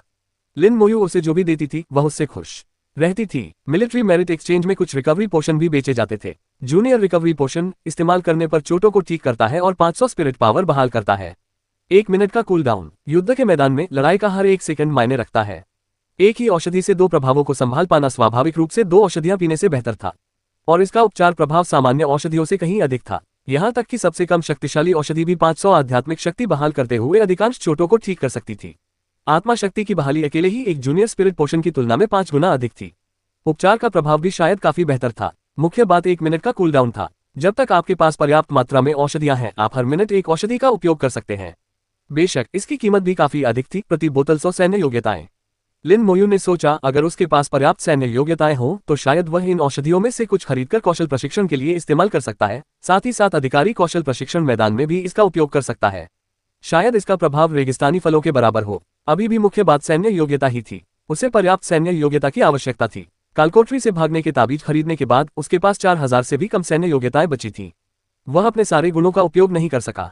अगर वे 1000 से कम हो जाते तो उसे 10 सितारा सिपाही के पद पर पदावनत कर दिया जाता। लिन मोयू ने 10 रिकवरी पोशन खरीदे और उनमें से 5 निंगियाई को दे दिए। जैसे ही मोयून अंदर दाखिल हुई, मिलिट्री मेरिट एक्सचेंज में रोशनी फैल गई। लिन मोयू ने उसे तीसरी बार देखा था। पिछली 2 बार वह अपने यूनिकॉर्न पर सवार होकर आसमान में थी, बेहद गर्व महसूस कर रही थी। इस बार उसका यूनिकॉर्न दूर रखा गया था और वह पहले से कम अभिमानी लग रही थी। मोयून का सैन्य बैज भी चांदी का था, जिस पर 3 चमकते सितारे बने हुए थे। 3 सितारा लेफ्टिनेंट होने के नाते उनके पास एक्सचेंज का उपयोग करने की योग्यता भी थी। अंदर प्रवेश करने के बाद मोयून ने लिन मोयू पर एक नजर डाली, फिर निंगियाई से कहा, ये क्या वह तुम्हारा प्रेमी है? निंगियाई का चेहरा थोड़ा लाल हो गया। वह आज्ञाकारी भाव से मोयून के पास गई और उसका हाथ पकड़कर बोली, बहन यूनर। तो वे एक दूसरे को जानते थे। मोयून समर कैपिटल सिटी के मो परिवार से थी और संभवतः उन्होंने भी समर कैपिटल यूनिवर्सिटी से ही पढ़ाई की थी। निंगियाई को जानना उसके लिए स्वाभाविक प्रतीत होता था। Pub future ads. मोयून की खूबसूरत निगाहें लिन मोयू पर पड़ी। याई के साथ अच्छा व्यवहार करो वरना मैं तुम्हें नहीं छोड़ूंगी। निंगियाई मुस्कुराए और बोली, चिंता मत करो यूनर बहन, वह मेरे साथ बहुत अच्छा व्यवहार करता है। लिन मोयू ने कुछ नहीं कहा, बस हल्की सी मुस्कान के साथ जवाब दिया। मोयून ने हल्की सी आवाज निकाली और कुछ नहीं कहा, सामान खरीदने के लिए एक्सचेंज काउंटर की ओर चल दिया। उसे अकेले आने जाने की आदत थी, इसलिए स्वाभाविक रूप से उसे अधिक तैयारी करने की आवश्यकता थी, विशेष रूप से स्वास्थ्य लाभ की औषधियां जो अत्यंत आवश्यक थी। निंगियाई मोयून से थोड़ी डरी हुई लग रही थी। जब मोयून सामान चुन रही थी तब निंगियाई ने अपनी जीभ बाहर निकाली और लिन मोयू को धीरे से खींचकर वहां से जाने के लिए कहा, बहन यूनर आप आराम से आइए, हम पहले निकल रहे हैं। वह बहुत धीमी आवाज में बोली, मानो उसे डर हो कि मोयून सुन लेगा। लिन मोयू को यह बात मजेदार लगी। ये निडर छोटी लड़की असल में मोयून से डरती थी। हमेशा कोई न कोई आपसे बड़ा होता ही है। इंतजार। मोयून ने मुड़कर उन्हें आवाज दी। निंग येई ने अपनी जीभ बाहर निकाली और जबरदस्ती मुस्कुराते हुए कहा, क्या यूनर बहन के पास कोई निर्देश है? मो यून ने 2 चीजें देते हुए कहा, इन्हें ले लो। निंग येई ने आज्ञाकारी रूप से स्वीकार कर लिया। स्थिर बिंदु टेलीपोर्टेशन स्टोन किसी निर्दिष्ट स्थान पर टेलीपोर्ट कर सकता है। बहन यूनर ने मुझे ये क्यों दिया? निंग येई ने अपने हाथ में रखे दोनों पत्थरों को हैरानी से देखा। मो यून ने कहा, एक उसके लिए है। मैं हाल ही में बैटलफील्ड घोस्ट किंग की तलाश कर रहा हूँ। अगर मुझे वह मिल गया तो तुम दोनों आकर मेरी लड़ाई में मदद करोगे। बहुत से लोग जानते थे कि मो यून आत्मा शोधन क्रिस्टल की खोज कर रहा था और वह लंबे समय से इसकी तलाश कर रहा था। लेकिन सोल रिफाइनमेंट क्रिस्टल मिलने की दर बेहद कम थी। कुछ लोगों ने सालों तक खोज की लेकिन उन्हें एक भी क्रिस्टल नहीं मिला। केवल विश्व स्तरीय बॉस बैटलफील्ड घोस्ट किंग से ही सोल रिफाइनमेंट क्रिस्टल मिलने की गारंटी थी। लेकिन ये बॉस अप्रत्याशित रूप से प्रकट होता और गायब हो जाता था, और जब भी प्रकट होता था तो अधिकतम हर आधे घंटे में अपना स्थान बदल लेता था। अगर किसी को वह मिल भी जाता तो समय रहते एक टीम को इकट्ठा करना बहुत मुश्किल था। जब तक टीम का गठन होता तब तक वह फिर से गायब हो चुकी होती। लिन मोयू ने धीरे से कहा, बैटलफील्ड घोस्ट किंग 38वें लेवल का एक विश्व स्तरीय बॉस है। मैं तो सिर्फ 24वें लेवल पर हूँ, मुझे नहीं पता कि मैं उसे हरा पाऊंगी या नहीं। मो यून ने कहा, तुम हेल आउटपोस्ट कालकोट्रियो को अकेले ही पार कर सकते हो, इसलिए यह कोई बड़ी समस्या नहीं होनी चाहिए। वैसे भी मुझे नहीं पता कि मुझे ये कब मिलेगा। तुम्हारी लेवलिंग की गति को देखते हुए तब तक तुम शायद 30वें लेवल पर पहुंच जाओगे। लिन मोयू के कुछ बोलने से पहले ही मो यून ने आगे कहा, अगर हम इसे हरा देते हैं तो इससे आपको भी फायदा होगा। इससे सोल रिफाइनमेंट क्रिस्टल्स मिलना तय है, कम से कम 3, ज्यादा से ज्यादा 5 या 6। मुझे सिर्फ एक चाहिए, बाकी सब तुम्हारे हैं। सच कहूं तो मुझे ये पहले भी एक बार मिल चुका था, लेकिन मैं इसे अकेले नहीं हरा सका। इतनी जल्दी लोगों को ढूंढना नामुमकिन है और मुझे दूसरों पर भरोसा नहीं है। लिन मोयू ने उसके शब्दों का असली अर्थ समझ लिया था। वह अकेले इस समस्या से पार नहीं पा सकती थी और उसे मदद की जरूरत थी। लेकिन चूंकि उसे अकेले रहने की आदत थी, इसलिए उसके कोई दोस्त नहीं थे। वह लोगों को नहीं ढूंढ पाती थी और दूसरों पर भरोसा नहीं करती थी, इसलिए उसने उस पर अपनी निगाहें जमा ली। निंग येई की उपस्थिति के कारण उसने उस पर भरोसा किया और वास्तव में उसमें वह क्षमता थी। साथ ही उसे केवल एक सोल रिफाइनमेंट क्रिस्टल की आवश्यकता थी और वह उसे अतिरिक्त क्रिस्टल दे देती थी। संयोगवश उन्हें और निंग येई को भी आत्माशोधन क्रिस्टल की आवश्यकता थी। उन्हें उनकी मनोविज्ञान की बहुत अच्छी समझ थी। ऐसा प्रतीत हुआ कि उसके पास सहमत होने के अलावा कोई विकल्प नहीं था। अध्याय 133 कालकोठरी में बातें करना और हंसना, दूसरों को गुस्सा दिलाना। निंग येई ने किले में रात बिताने के लिए एक कमरा ढूंढ लिया। उस रात लिन मोयू ने सैन्य योग्यताओं का उपयोग करते हुए अधिकारी कौशल प्रशिक्षण मैदान में रहने का अवसर प्राप्त किया। अधिकारियों के कौशल प्रशिक्षण मैदान में कनिष्ठ, मध्यवर्ती या उन्नत स्तर नहीं थे। इसका प्रभाव समर कैपिटल यूनिवर्सिटी के उन्नत कौशल प्रशिक्षण हॉल के समकक्ष था। ध्यान की अवस्था में आध्यात्मिक शक्ति को 0 से पूर्ण स्तर तक पहुंचने में 1 घंटे से भी कम समय लगा। ड्रैगन वॉरियर किंग उपाधि के कौशल लागत को आधा करने के शक्तिशाली प्रभाव के साथ लिन मोयू ने कंकाल योद्धाओं को बुलाना शुरू कर दिया। पहले एक लेवल 24 के कंकाल योद्धा को बुलाने के लिए 700 स्पिरिट पावर की आवश्यकता होती थी, लेकिन अब केवल 350 की ही आवश्यकता है। पहले एक लेवल 24 के कंकाल जादूगर को बुलाने के लिए 2100 स्पिरिट पावर की आवश्यकता होती थी, लेकिन अब केवल 1050 की ही आवश्यकता है। उपकरण और उपाधि बोनस सहित लिन मोयू के पास ठीक 4200 आध्यात्मिक शक्ति थी। प्रत्येक दौर में वह 12 कंकाल योद्धाओं या 4 कंकाल जादूगरों को बुला सकता था। अपनी आध्यात्मिक शक्ति समाप्त होने के बाद वह पुनः प्राप्त करने के लिए ध्यान करता था। लिन मोयू ने समय का अनुमान लगाया और सबसे पहले 10 कंकाल योद्धाओं को बुलाया, जिससे कुल संख्या 150 हो गई। शेष का उपयोग कंकाल जादूगरों को बुलाने के लिए किया गया, जिससे उनकी संख्या 90 हो गई। 240 कंकालों ने उस स्थान को पूरी तरह से भर दिया था जहां उन्हें बुलाया जा रहा था। वह प्रशिक्षण मैदान में 6 घंटे तक रहा और इस दौरान उसने 1200 सैन्य योग्यताएं अर्जित की। सैन्य योग्यताएं बहते पानी की तरह खर्च हो गईं। एक रात आराम करने के बाद दोनों पूरी तरह से तरोताजा हो गए और बातें करते और हंसते हुए ड्रैगन फ्रंटलाइन आउटपोस्ट कालकोटरी की ओर चल पड़े। लिन मोयू के कूलडाउन ताबीज में 8 उपयोग शेष थे। निंग येई के पास 9 थे, जो उपयोग करने के लिए पर्याप्त थे। कल की लड़ाई के बाद रात भर में कई और पेशेवर सैनिक चौकी के तहखाने में पहुंच गए थे। तहखाने का प्रवेश द्वार एक बार फिर चहल पहल से भर गया था। सामान्य तौर पर वे कितने भी बिखरे हुए और अव्यवस्थित क्यों न हो, युद्ध छिड़ने के बाद दिव्य ग्रीष्म साम्राज्य का सामंजस्य वास्तव में चौंकाने वाला था। Stick country, cherry blossom country, eagle country और अन्य जगहों के पेशेवर धारकों ने कल डिवाइन समर एम्पायर की गतिविधियों को देखा था। वे अपने अपने समूहों में बैठे थे, जो स्पष्ट रूप से डिवाइन समर एम्पायर के पदाधारियों से अलग थे। लिन मोयू और निंग येई कोहरे में से होकर गुजरी। वे दोनों सुनहरे लड़के और सुंदर लड़की की तरह दिखते थे, एक आदर्श जोड़ी। उन्हें देखकर डिवाइन समर एम्पायर के सभी पदाधारक खड़े हो गए और लिन मोयू को प्रणाम किया। अन्य देशों के पेशेवर लोगों की नजरों में यह दृश्य अविश्वसनीय था।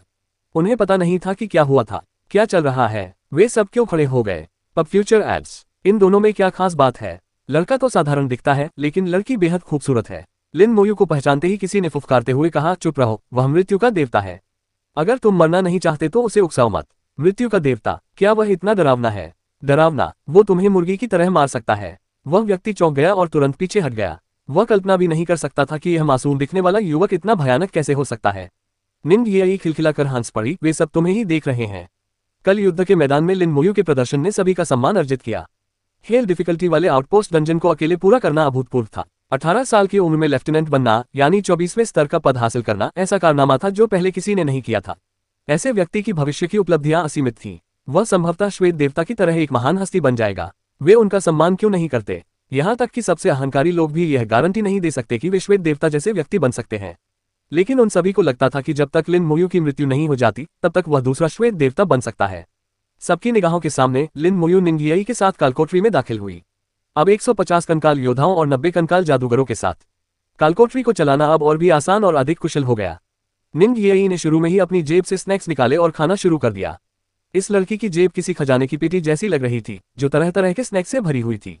लिन मोयू उसे देखकर मुस्कुराया। निंग येई को थोड़ी शर्म महसूस हुई। मुझे उस तरह मत देखो, मुझे बस खाना अच्छा लगता है। लिन मोयू मुस्कुराए और बोली, तुम अच्छी लग रही हो। निंग येई खिलखिलाकर हंस पड़ी और उसकी आंखें घूम गईं। क्या मैं बेहतर दिख रही हूं या यूनर बहन बेहतर दिख रही है? आप पहले से बेहतर दिख रहे हैं। लिन मोयू ने बिना किसी झिझक के बहुत ईमानदारी से उत्तर दिया। निंग येई और भी खुशी से मुस्कुराई। तुम इतनी अच्छी तरह बोलना कब सीख गए? ये सच है। निंग येई को बातचीत का एक विषय मिल गया और उसने मो यून के बारे में बात करना शुरू कर दिया। मो परिवार और निंग येई का निंग परिवार पुराने दोस्त थे। मो परिवार में सम्मन वंश का प्रभाव था जिससे प्रत्येक पीढ़ी में कई शक्तिशाली सम्मन उत्पन्न होते थे। मो यून इस पीढ़ी का सबसे शक्तिशाली योद्धा था जो सीधे होली सम्मन बन गया, जो एक पौराणिक पेशा है। ऐसा कहा जाता था कि मो यून में भी एक प्रतिभा थी। वह एक प्रतिभाशाली करियर धारक थी, हालांकि किसी को नहीं पता था कि वह कौन सी विशिष्ट प्रतिभा थी। उनका शानदार करियर पहले से ही बहुत प्रभावशाली था। एक प्रतिभाशाली करियर धारक होने का दर्जा मिलने से मो यून को शीर्ष विशेषज्ञ बनने का पूरा मौका मिला। जब वे छोटी थीं तो निंग येई और अन्य लड़कियां मो यून के साथ खेलती थीं। मो यून उनकी बड़ी बहन थी। किसी की भी हिम्मत नहीं होती थी कि वह उसकी बात न माने। यह आदत बचपन से ही बनी हुई थी। निंग येई को मो यून के अलावा किसी से डर नहीं लगता था। आपके परिवार की वंश परंपरा के बारे में क्या? लिन मोयू ने पूछा। निंग येई खिलखिलाकर हंस पड़ी। मेरा परिवार, हमारे यहाँ जादूगरों का वंश है, लेकिन मैं अपवाद हूँ। मुझे परिवार का वंश विरासत में नहीं मिला। जादूगर वंश से आया एक छाया हत्यारा वास्तव में दुर्लभ था, लेकिन ये स्पष्ट था कि निंग ताइरान निंग येई को बहुत प्यार करता था।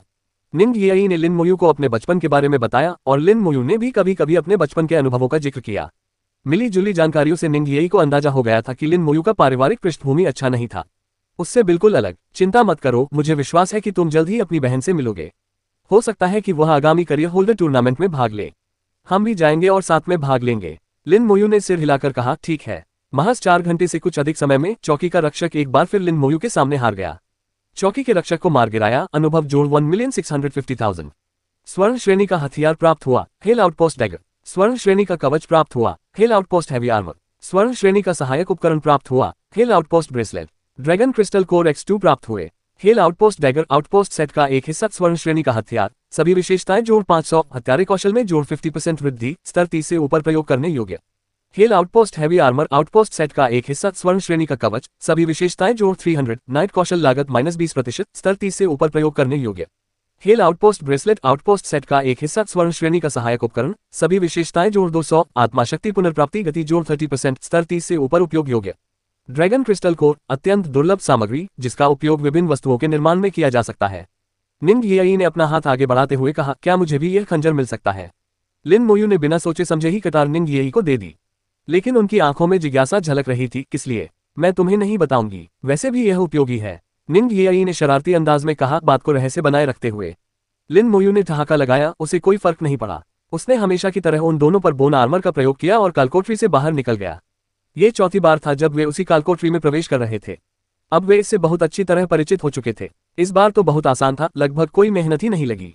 सबसे अहम बात यह थी कि निंग येई उनके बगल में थी और लगातार बातें कर रही थी। वे हंसते हंसते कालकोठरी से बाहर निकल गए। खेल डिफिकल्टी वाला डंजन जिसे पार करने में दूसरों को काफी मशक्कत करनी पड़ी, वह लिन मोयू के लिए किसी खेल के मैदान में टहलने जैसा था।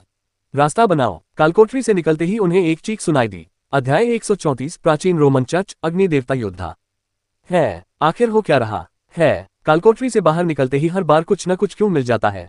एक बड़ा हाथ आगे बढ़ा और लिन मोयू को एक तरफ धकेलने की कोशिश की। सफेद रोशनी चमकी और बोन आर्मर ने उस व्यक्ति को रोक दिया। लिन मोयू टस से मज नहीं हुई। उनकी दृष्टि साफ हो गई। जमीन पर लाल रंग का कालीन बिछ गया था। कालीन के अंत में एक भव्य स्वर्ण रथ खड़ा था। गाड़ी खींचने वाले घोड़े साधारण घोड़े नहीं थे, बल्कि ज्वाला युद्धक घोड़े थे।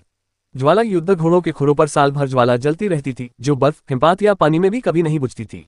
ज्वाला युद्धक घोड़े मूल रूप से राक्षस थे जिन्हें बाद में पशु प्रशिक्षकों द्वारा वश में किया गया और मानव सवारी के लिए पाला गया। वे पश्चिमी देशों में लोकप्रिय थे। दिव्य ग्रीष्म साम्राज्य में वे बहुत ही दुर्लभ थे और ज्वाला युद्धक घोड़ों की सवारी करने के लिए बहुत कम लोग योग्य थे। ज्वाला युद्धक घोड़ों का उपयोग करके गाड़ियां खींचना तो और भी दुर्लभ था। इससे इन लोगों की असामान्य स्थिति का पता चलता है। गाड़ी से लेकर कलकोठरी के प्रवेश द्वार तक मोटा मुलायम लाल कालीन बिछा हुआ था। यह जमीन पर आसानी से आगे बढ़ रहा था। घोड़ों के खुरों की आहट सुनाई दी। लाल कालीन के दोनों ओर 10 प्रभावशाली दिग्गज घोड़े ज्वालाधारी युद्धक घोड़ों पर सवार थे। लिन मोयू और निंगियाई अभी अभी कालकोठरी से बाहर निकली थी और सीधे लाल कालीन पर खड़ी थी। लिन मोयू को हिला न पाने पर उस आदमी के चेहरे पर थोड़ा सा भाव परिवर्तन आया। उसने और जोर से धक्का दिया लेकिन फिर भी उसे हिला नहीं सका। हेल डिफिकल्टी के आउटपोस्ट गार्डियन द्वारा लिन मोयू के बोन आर्मर को नुकसान नहीं पहुंचाया जा सका। अगर एक लेवल 36 का एबिस डॉग डेमन उस पर कांटेदार गदा से हमला करे तो भी कोई हलचल नहीं होगी। एकमात्र लेवल 30 का करियर धारक इसे कैसे हिला सकता है। लिन मोयू को धक्का देने में असमर्थ होकर उसने गुस्से से चिल्लाते हुए निंगियाई को धक्का दिया, रास्ते से हट जाओ, तुम महाराज के कालीन को गंदा कर रही हो। लिन मोयू का चेहरा थोड़ा उदास हो गया। उस आदमी का चेहरा पश्चिमी था, दिव्य ग्रीष्म साम्राज्य का नहीं। उसके बगल में तुरंत एक कंकाल योद्धा प्रकट हुआ और बिना किसी झिझक के अपनी तलवार घुमाने लगा। देखते हैं कौन किसे हटाता है। पीछे हटते ही उस व्यक्ति के चेहरे का भाव एकदम बदल गया। कंकाल योद्धा की तलवार गिरते समय लगभग उसे छूकर निकल गई। ब्लेड के जमीन पर गिरने से जोरदार धमाका हुआ और धरती फट गई। लाल कालीन का एक बड़ा हिस्सा टुकड़ों में बिखर गया। तुम्हारी हिम्मत कैसे हुई। दोनों पक्षों के योद्धाओं ने अपने हथियार निकाल लिए और लिन मोयू की ओर लक्षित शक्तिशाली आभाएं उत्सर्जित की। इस क्षण और भी अधिक आभाएं उठी और उन्हें घेर लिया। पास ही स्थित डिवाइन समर एम्पायर के सभी करियर धारक खड़े हो गए, किसी भी क्षण लड़ने के लिए तैयार। यहाँ यदि आप डिवाइन समर के लोगों से निपटना चाहते हैं तो आपको पहले डिवाइन समर के करियर धारकों से पार पाना होगा। निंगियाई ने लिन मोयू के कान में फुसफुसाते हुए कहा, वे प्राचीन रोमन चर्च से होने चाहिए, सावधान रहना। लिन मोयू ने सिर हिलाते हुए कहा, मुझे पता है। दिव्य ग्रीष्म साम्राज्य के विपरीत पश्चिमी देशों में सबसे शक्तिशाली शक्ति राज्य नहीं बल्कि चर्च थी। प्राचीन रोमन चर्च उनमें से एक था जिसकी शक्ति चेरी ब्लॉसम कंट्री जैसे छोटे देशों से भी कहीं अधिक थी। सब लोग रुक जाओ। गाड़ी से एक धीमी सी आवाज आई। फ्लेम नाइट्स ने तुरंत अपनी आभा वापस ले ली। कवचधारी एक युवक रथ से उतरकर लाल कालीन पर आ गया। उसका कवच आलीशान और उत्कृष्ट था जो लगातार सुनहरी रोशनी से जगमगा रहा था। ऐसा लग रहा था मानो कवच पर ज्वालाएं नाच रही हों। निंगियाई की बड़ी बड़ी आंखें सिकुड़ गईं। यह कोई साधारण सोने का उपकरण नहीं है। यह एक लोहार द्वारा गढ़ा गया सोने का उपकरण है और उसके सामान किसी रसायनज्ञ द्वारा बनाए गए हैं, न कि कालकोठरी से मिले हैं। मुझे लगता है कि ये सभी उपकरण एक ही शैली के हैं। हो सकता है कि ये एक सेट हो, हस्तनिर्मित सेट हो। हस्तनिर्मित सोने के उपकरणों का एक पूरा सेट उच्च श्रेणी के सोने के उपकरणों की तुलना में कहीं अधिक मूल्यवान था। विशेषता संबंधी बोनस भी स्वाभाविक रूप से अधिक मजबूत थे। शायद हेल आउटपोस्ट सेट जितना अच्छा नहीं, लेकिन निश्चित रूप से नाइटमेयर गोल्ड सेट से ज्यादा मजबूत है। युवक ने धीमी आवाज में कहा, आप इतने असभ्य कैसे हो सकते हैं। पीछे हट जाए। डांट खाकर पद पर आसीन व्यक्ति तुरंत एक तरफ हट गया और बिना कुछ कहे सम्मानपूर्वक खड़ा रहा। ये युवक वही महामहिम था जिसका वे जिक्र करते थे, यानी असाधारण दर्जे का व्यक्ति। वही युवक लाल कालीन पर चलते हुए लिन मोयू और निंगियाई के पास पहुंचा और बोला, मेरे अधीनस्थ ने थोड़ी देर पहले असभ्य व्यवहार किया था। मैं उसकी ओर से आप दोनों से माफी मांगता हूं। वह विनम्रता से बात कर रहा था लेकिन वास्तव में वह अहंकार से भरा हुआ था और उसकी माफी में जरा भी ईमानदारी नहीं थी। रोगस प्राचीन रोमन चर्च से स्तर 31 अग्नि देवता योद्धा। अपनी पृष्ठभूमि और करियर के बारे में बताने के बाद रोगस का अहंकार और भी स्पष्ट हो गया।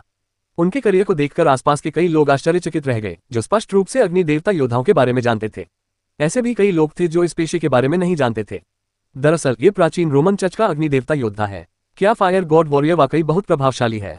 प्राचीन रोमन चर्च देवताओं की पूजा करता था। उनके कुछ विशेष पेशे थे जिनके बारे में कहा जाता था कि उन्हें दैवीय शक्ति प्राप्त होती है। अग्नि देवता योद्धाओं के बारे में कहा जाता है कि उन्हें अग्नि देवता की शक्ति प्राप्त होती है। काफी प्रभावशाली लगता है। ये वास्तव में बहुत प्रभावशाली है, एक शानदार करियर है। ये फायर गॉड वॉरियर बकवास है। ये तो बस अग्निगुण से युक्त एक योद्धा है, इसमें कुछ भी रहस्यमय नहीं है। चाहे उन्हें वास्तव में अग्नि देवता की शक्ति विरासत में मिली हो या नहीं, अग्नि तत्व से युक्त योद्धा होना ही अपने आप में बहुत शक्तिशाली था। अन्यथा इसे एक महान करियर के रूप में नहीं माना जाता। लिन मोयू ने उसकी ओर देखा और गंभीरता से कहा, Lin Moyu, divine summer empire, level 24, necromancer. रोगस को लिन मोयू के जवाब की परवाह नहीं थी, शायद उसने उसे ठीक से सुना भी नहीं था। उसने निंगियाई की ओर हाथ बढ़ाया और कहा, सुंदर महिला, क्या मुझे आपके साथ एक कालकोठरी चलाने का सौभाग्य प्राप्त हो सकता है। निंगियाई की आंखों में घृणा झलक रही थी। वह रोगस को नापसंद करती थी। उसे लगा कि रोगस का सुसंस्कृत बाहरी रूप उसके पाखंड को छुपाता है। निंगियाई को अपनी भावनाओं पर भरोसा था, बचपन से ही ऐसा था। जब निंगियाई पहली बार लिन मोयू से मिली तो उन्होंने उनकी सादगी को महसूस किया, इसीलिए वह लिन मोयू से दोस्ती करने को तैयार थी। लिन मोयू ने निंगियाई की नजर को भांप लिया। उसने सीधे सीधे कहा, कोई जरूरत नहीं, तुम इसके योग्य नहीं हो। रोगस एकदम थम गया। उसका चेहरा थोड़ा विकृत हो गया, लेकिन फिर भी उसने अपने शिष्टाचार को बनाए रखने की कोशिश करते हुए कहा, मुझे आपसे ज्यादा योग्य होना चाहिए। लिन मोयू ने सिर हिलाते हुए कहा, ये तो बस तुम्हारी सोच है। हाँ, रोगस गुस्से से हंसा, तुम तो सिर्फ लेवल 24 पर हो। तुम्हारी दृष्टि का सीमित होना सामान्य बात है। क्या आपको पता है कि महामहिम किस कालकोठरी का संचालन करने वाले हैं? महामहिम हिल डिफिकल्टी वाले आउटपोस्ट डंजन को अकेले ही पार करके वह पौराणिक उपाधि प्राप्त करेंगे। सुंदर महिला, जब महामहिम हिल डिफिकल्टी को सफलतापूर्वक अकेले पार कर लेंगे और उपाधि प्राप्त कर लेंगे तो मैं आपको फिर से आमंत्रित करने आऊंगा। निंग येई की बड़ी बड़ी आंखें चमक उठी और उसने एक मूर्ख की तरह उसकी ओर देखते हुए अपने सिर की ओर इशारा करते हुए कहा, क्या यहाँ कुछ गड़बड़ है? हाँ, किनारे पर खड़े कई डिवाइन समर करियर धारक हंस पड़े। निंग येई कह रही थी कि रोगस को दिमाग से जुड़ी कोई समस्या लग रही थी। रोगस का चेहरा पहले लाल हुआ फिर सफेद पड़ गया, लेकिन अपनी गरिमा बनाए रखने के लिए वह निंग येई पर गुस्सा नहीं कर सकता था। हालांकि वह बहुत गुस्से में था, लेकिन उसे ये सब सहना पड़ा। सहन करना कठिन था, उसकी मुट्ठियां लाल होकर भीग गई थीं। लिन मोयू ने उसे अजीब नजर से देखा और कहा, तुम्हें खिताब नहीं मिलेगा। बोलने के बाद उन्होंने निंग येई के साथ नजरों का आदान प्रदान किया। कालकोठरी में दोबारा प्रवेश करते ही कूलडाउन ताबीज हल्की सी चमक उठी। रोगस ने अचानक अपना माथा पकड़ लिया और जोर से हंसते हुए कहा, कह रहे हो कि महाराज को उपाधि नहीं मिल सकती? अगर महाराज को नहीं मिल सकती तो और किसे मिल सकती है? उनकी आवाज गर्व से भरी हुई थी। मो यून पहले तो काफी गर्वित दिखती थी, लेकिन अब उसके सामने तो उसे भी हार माननी पड़ेगी।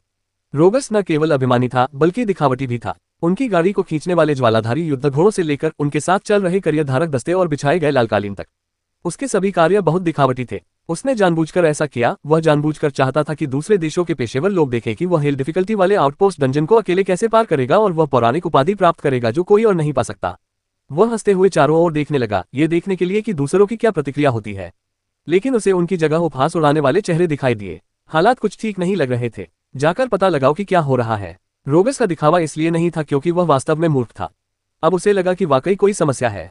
परिणाम शीघ्र ही प्राप्त हुआ। किसी और ने पहले ही वह उपाधि हासिल कर ली थी। उससे पहले ही किसी ने हिल डिफिकल्टी वाले आउटपोस्ट डंजन को अकेले पार करने का कारनामा कर दिखाया था, और वह व्यक्ति लेवल 24 का नेक्रोमेंसर था जो अभी अभी अंदर गया था। रोगस हक्का बक्का रह गया। अध्याय 135 उपाधि के लिए हत्या करने हेतु कालकोठरी में प्रवेश। लिन मोयू द्वारा हेल आउटपोस्ट को अकेले ही पार करना कोई रहस्य नहीं था। वहां मौजूद डिवाइन समर एम्पायर के सभी पदाधिकारियों को इसके बारे में पता था। लिन मोयू ने उस समय पूरी सेना के सामने खुलेआम ये बात स्वीकार की थी। उन्होंने बस उन गुणों का खुलासा नहीं किया था। जब उन्होंने देखा कि रोगस ने इतने जोश से घोषणा की कि वह हिल आउटपोस्ट को अकेले ही पार करके खिताब अपने नाम करेगा, वे सब उसे ऐसे देख रहे थे मानो वह कोई मजाक हो। केवल एक ही व्यक्ति इस उपाधि का धारक हो सकता था। नियमों के अनुसार केवल वही व्यक्ति खिताब हासिल कर सकता था जो अकेले ही प्रतियोगिता को पूरा करने वाला पहला व्यक्ति हो। जब तक लिन मोयू जीवित थी, रोगस के पास खिताब जीतने का कोई मौका नहीं था। अगर रोगस का एकल प्रदर्शन लिन मोयू के प्रदर्शन से बेहतर भी होता तो भी इससे कोई फर्क नहीं पड़ता। ये जानने के बाद रोगस का चेहरा लाल और नीले रंग में बदलता रहा, मानो वह मुखौटे बदल रहा हो। बहुत मनोरंजक। रोगस की आंखों में खतरनाक चमक दिखाई दी और उसके मन में हत्या करने का इरादा जागृत हो गया। उसने कालकोठरी के प्रवेश द्वार की ओर देखा, अपनी मुट्ठी भींची और एक निर्णय लिया। शिष्टाचार की परवाह न करते हुए वह चिल्लाया, इधर आओ। प्राचीन रोमन चर्च के प्रभावशाली शूरवीर घोड़ों से उतरे और रोगस के चारों ओर एकत्र हो गए। रोगस ने उन्हें कुछ हल्के फुल्के निर्देश दिए। वे घबरा गए। महामहिम, क्या आप सचमुच ऐसा करने जा रहे हैं? अगर कुछ गड़बड़ हुई तो बहुत बड़ी मुसीबत हो जाएगी। यद्यपि यह मौलिक युद्ध क्षेत्र है, लेकिन ये क्षेत्र दिव्य ग्रीष्म ऋतु से संबंधित है। यहाँ अधिकांश लोग दिव्य ग्रीष्म ऋतु से जुड़े करियर धारक हैं। अपने अधीनस्थों की झिझक का सामना करते हुए अंततः रोगस ने अपना निर्णय लिया, जब तक हम इसे गुप्त रूप से करते हैं कोई समस्या नहीं होगी। अगर वे मर भी जाते हैं तो दूसरे लोग यही सोचेंगे कि वे कालकोठरी में मरे हैं। रोगस के फैसले का सामना करते हुए उन्हें सवाल उठाने का अधिकार था, लेकिन हस्तक्षेप करने का नहीं। चर्च के नियम सख्त थे। रोगस उनका नेता था, उन्हें उसकी आज्ञा माननी पड़ती थी। यदि ऐसा है तो हम महामहिम के आदेशों के अनुसार कार्य करेंगे। रोगस ने एक स्क्रॉल निकाला। करियर बनाने वालों की दुनिया में कई चीजें स्क्रॉल के रूप में मौजूद थीं, जैसे स्किल स्क्रॉल, स्पेल स्क्रॉल आदि। स्क्रॉल विभिन्न कार्यों को पूरा कर सकते थे। रोगस ने स्क्रॉल को सक्रिय किया, जो तेजी से चमकने लगा। 11 करियर धारकों और फ्लेम वॉर्स द्वारा अवरुद्ध होने के कारण बाहरी लोग यह नहीं देख पा रहे थे कि रोगस क्या कर रहा था। वे क्या कर रहे हैं? ऐसा लगता है कि वे किसी बात पर चर्चा कर रहे हैं। शायद वे कालकोठरी को चलाने की योजना बना रहे हों। चूंकि उन्हें वैसे भी उपाधि नहीं मिल सकती, इसलिए अकेले जाने का कोई मतलब नहीं है। सच है, लेकिन उनके उपकरणों और रोगस के शानदार करियर को देखते हुए हेल डिफिकल्टी कोई समस्या नहीं होनी चाहिए। चूंकि रोगस को अकेले उड़ान भरने का पूरा भरोसा था, इसलिए स्वाभाविक रूप से उसके पास उतनी ही ताकत भी थी। फिर जैसे ही वे सभी 12 लोग एक साथ अंदर दाखिल हुए, कालकोठरी में रोशनी फैल गई। वे अंदर गए। चूंकि अकेले जाना सफल नहीं हुआ, इसलिए उन्होंने एक टीम में जाने का फैसला किया। प्राचीन रोमन चर्च के लोग बहुत अभिमानी हैं। वे अपनी प्रतिष्ठा को लेकर बहुत ज्यादा चिंतित रहते हैं। जहां तक मुझे पता है, प्राचीन रोमन चर्च में हर कोई पागल है। सिर्फ प्राचीन रोमन चर्च ही नहीं, उन सभी चर्चों में सामान्य लोग नहीं थे। अच्छा हुआ कि आज सिर्फ प्राचीन रोमन चर्च ही आया। अगर कोई और चर्च भी आ जाता तो हमें एक शानदार नजारा देखने को मिलता। आज तो वे काफी शर्मनाक स्थिति में थे, इतनी शान शौकत के साथ आए और पाया कि लिन मोयू पहले ही खिताब जीत चुकी है। क्या कोई छोटा चच हमारे डिवाइन समर से मुकाबला करने की हिम्मत कर सकता है? वे इससे बहुत दूर हैं। कालकोठरी के बाहर केवल ज्वाला युद्ध घोड़े ही बचे थे। प्रशिक्षित ज्वाला युद्ध घोड़े अपने स्वामियों के आदेश के बिना कहीं नहीं जाते थे। कालकोठरी में कंकाल योद्धाओं और जादूगरों ने अथक परिश्रम से अजगर राक्षसों का सफाया किया। लिन मोयू और निंग यी अभी भी बातें कर रहे थे और हंस रहे थे। निंग यी ने मुस्कुराते हुए कहा, मैं सच में जानना चाहती हूँ कि उस रोगस के चेहरे पर अब क्या भाव है। लिन मोयू को भी यह मजेदार लगा, शायद वह काफी शर्मिंदा होगी। निंग यी ने शरारती मुस्कान के साथ कहा, सबसे अच्छा होगा अगर वह अकेले ही हिल डिफिकल्टी लेवल पर जाए और उसे पार करने के लिए काफी मशक्कत करने के बाद पता चले कि उसे कोई खिताब नहीं मिला। यह मजेदार होगा। रोगस खिताब के लिए आया था। अगर वह जांच पूरी कर ले और उसे कोई मालिकाना हक न मिले तो शायद वह रो पड़ेगा। लेकिन निंग यी ने अपना सिर झुकाया। हेल आउटपोस्ट को पार करना इतना आसान नहीं है। अच्छे उपकरणों और शानदार करियर के बावजूद भी शायद वह इसे पार न कर पाए। निंग यी के मन में यही विचार था कि केवल लिन मोयू ही इसे सुलझा सकती है। यहां तक कि उसकी बहन यूनर भी ऐसा नहीं कर सकी, इसलिए रोगस तो निश्चित रूप से ऐसा नहीं कर सकता था। लिन मोयू ने अचानक कालकोठरी के निकास द्वार की ओर देखा। निकास द्वार पर कई आकृतियां दिखाई दी। क्या चल रहा है? लोग उनकी निजी कालकोठरी की दुनिया में प्रवेश क्यों कर सकते थे? जब मैंने देखा कि वह कौन है तो वह कोई और नहीं बल्कि रोगस और उसका समूह था। निंग यी चौंक गई। उन्होंने कालकोठरी का पता लगाने वाले स्क्रॉल का इस्तेमाल किया। निंग यी ने जल्दी से लिन मोयू को सब कुछ समझा दिया। कालकोठरी ट्रैकिंग स्क्रॉल का उपयोग करके किसी और की कालकोठरी में प्रवेश करना संभव हो गया। इसका इस्तेमाल मूल रूप से एक रसातल दानव द्वारा कालकोठरी में मानव व्यवसाय धारकों का शिकार करने के लिए किया जाता था। अंततः मनुष्यों ने विनिर्माण विधि प्राप्त कर ली। रोगस ने क्रूरता से मुस्कुराते हुए एक और स्क्रॉल निकाला और उसे सक्रिय कर दिया। पूरी कालकोठरी में एक अजीब सी आभा छा गई। निंग यी का चेहरा फिर बदल गया। यह एक टेलीपोर्टेशन सील स्क्रॉल है। हम अभी कालकोठरी से भागने वाले ताबीज का इस्तेमाल नहीं कर सकते। लिन मोयू ने जांच की और पाया कि कालकोठरी से भागने वाले ताबीज वास्तव में मंद और शक्तिहीन हो गए थे। रोगस अपने लोगों को लेकर आगे बढ़ा और लिन मोयू और निंग यी को चारों ओर से घेर लिया। रोगस ने ताना मारते हुए कहा, क्या तुम्हें उम्मीद थी कि मैं तुम्हारे पीछे पीछे अंदर आऊंगा? मैंने सुना है कि तुमने हेल डंजन को अकेले ही पार कर लिया और टाइटल हासिल कर लिया। तुम्हें मारने के अलावा मेरे पास कोई चारा नहीं है, वरना मुझे वह उपाधि नहीं मिल पाएगी। कारण पर्याप्त था, किसी उपाधि के लिए किसी दूसरे के तहखाने में घुसकर उसे मार डालना। और साथ में 12 लोगों की पूरी टीम ला रहे हैं। ये वास्तव में अनुचित था। रोगस ने अपना पाखंडी मुखौटा पूरी तरह उतार फेंका। क्या आप हताश और असहाय महसूस कर रहे हैं? घबरा रहे हो, डरे हुए हो, सहमे हुए हो? चिंता मत करो सुंदर महिला, मैं तुम्हें इतनी आसानी से नहीं मारूंगा। मुझे लगता है कि तुम एक अच्छा खिलौना बनोगे। जैसा कि दूसरों ने कहा, चर्चों में मौजूद सभी लोग पागल थे। एक बार जब वे बेकाबू हो जाते हैं तो वे पागल कुत्तों से अलग नहीं होते। लिन मोयू में अब भी कुछ नैतिक संशय थे। उदाहरण के लिए, वह अनावश्यक परेशानी से बचने के लिए सार्वजनिक रूप से दूसरे देशों के लोगों की हत्या नहीं करता था। लेकिन अब कालकोठरी में दूसरी तरफ से भागने का रास्ता बंद कर दिया गया है। लिन मोयू के होठों पर एक ठंडी मुस्कान उभर आई। निंग यी बिल्कुल भी डरी हुई या चिंतित नहीं लग रही थी। उसकी खूबसूरत आंखों में सिर्फ गुस्सा झलक रहा था। रोगस ने उसे नाराज कर दिया था। रोगस हैरान रह गया, तुम किस बात पर मुस्कुरा रहे हो?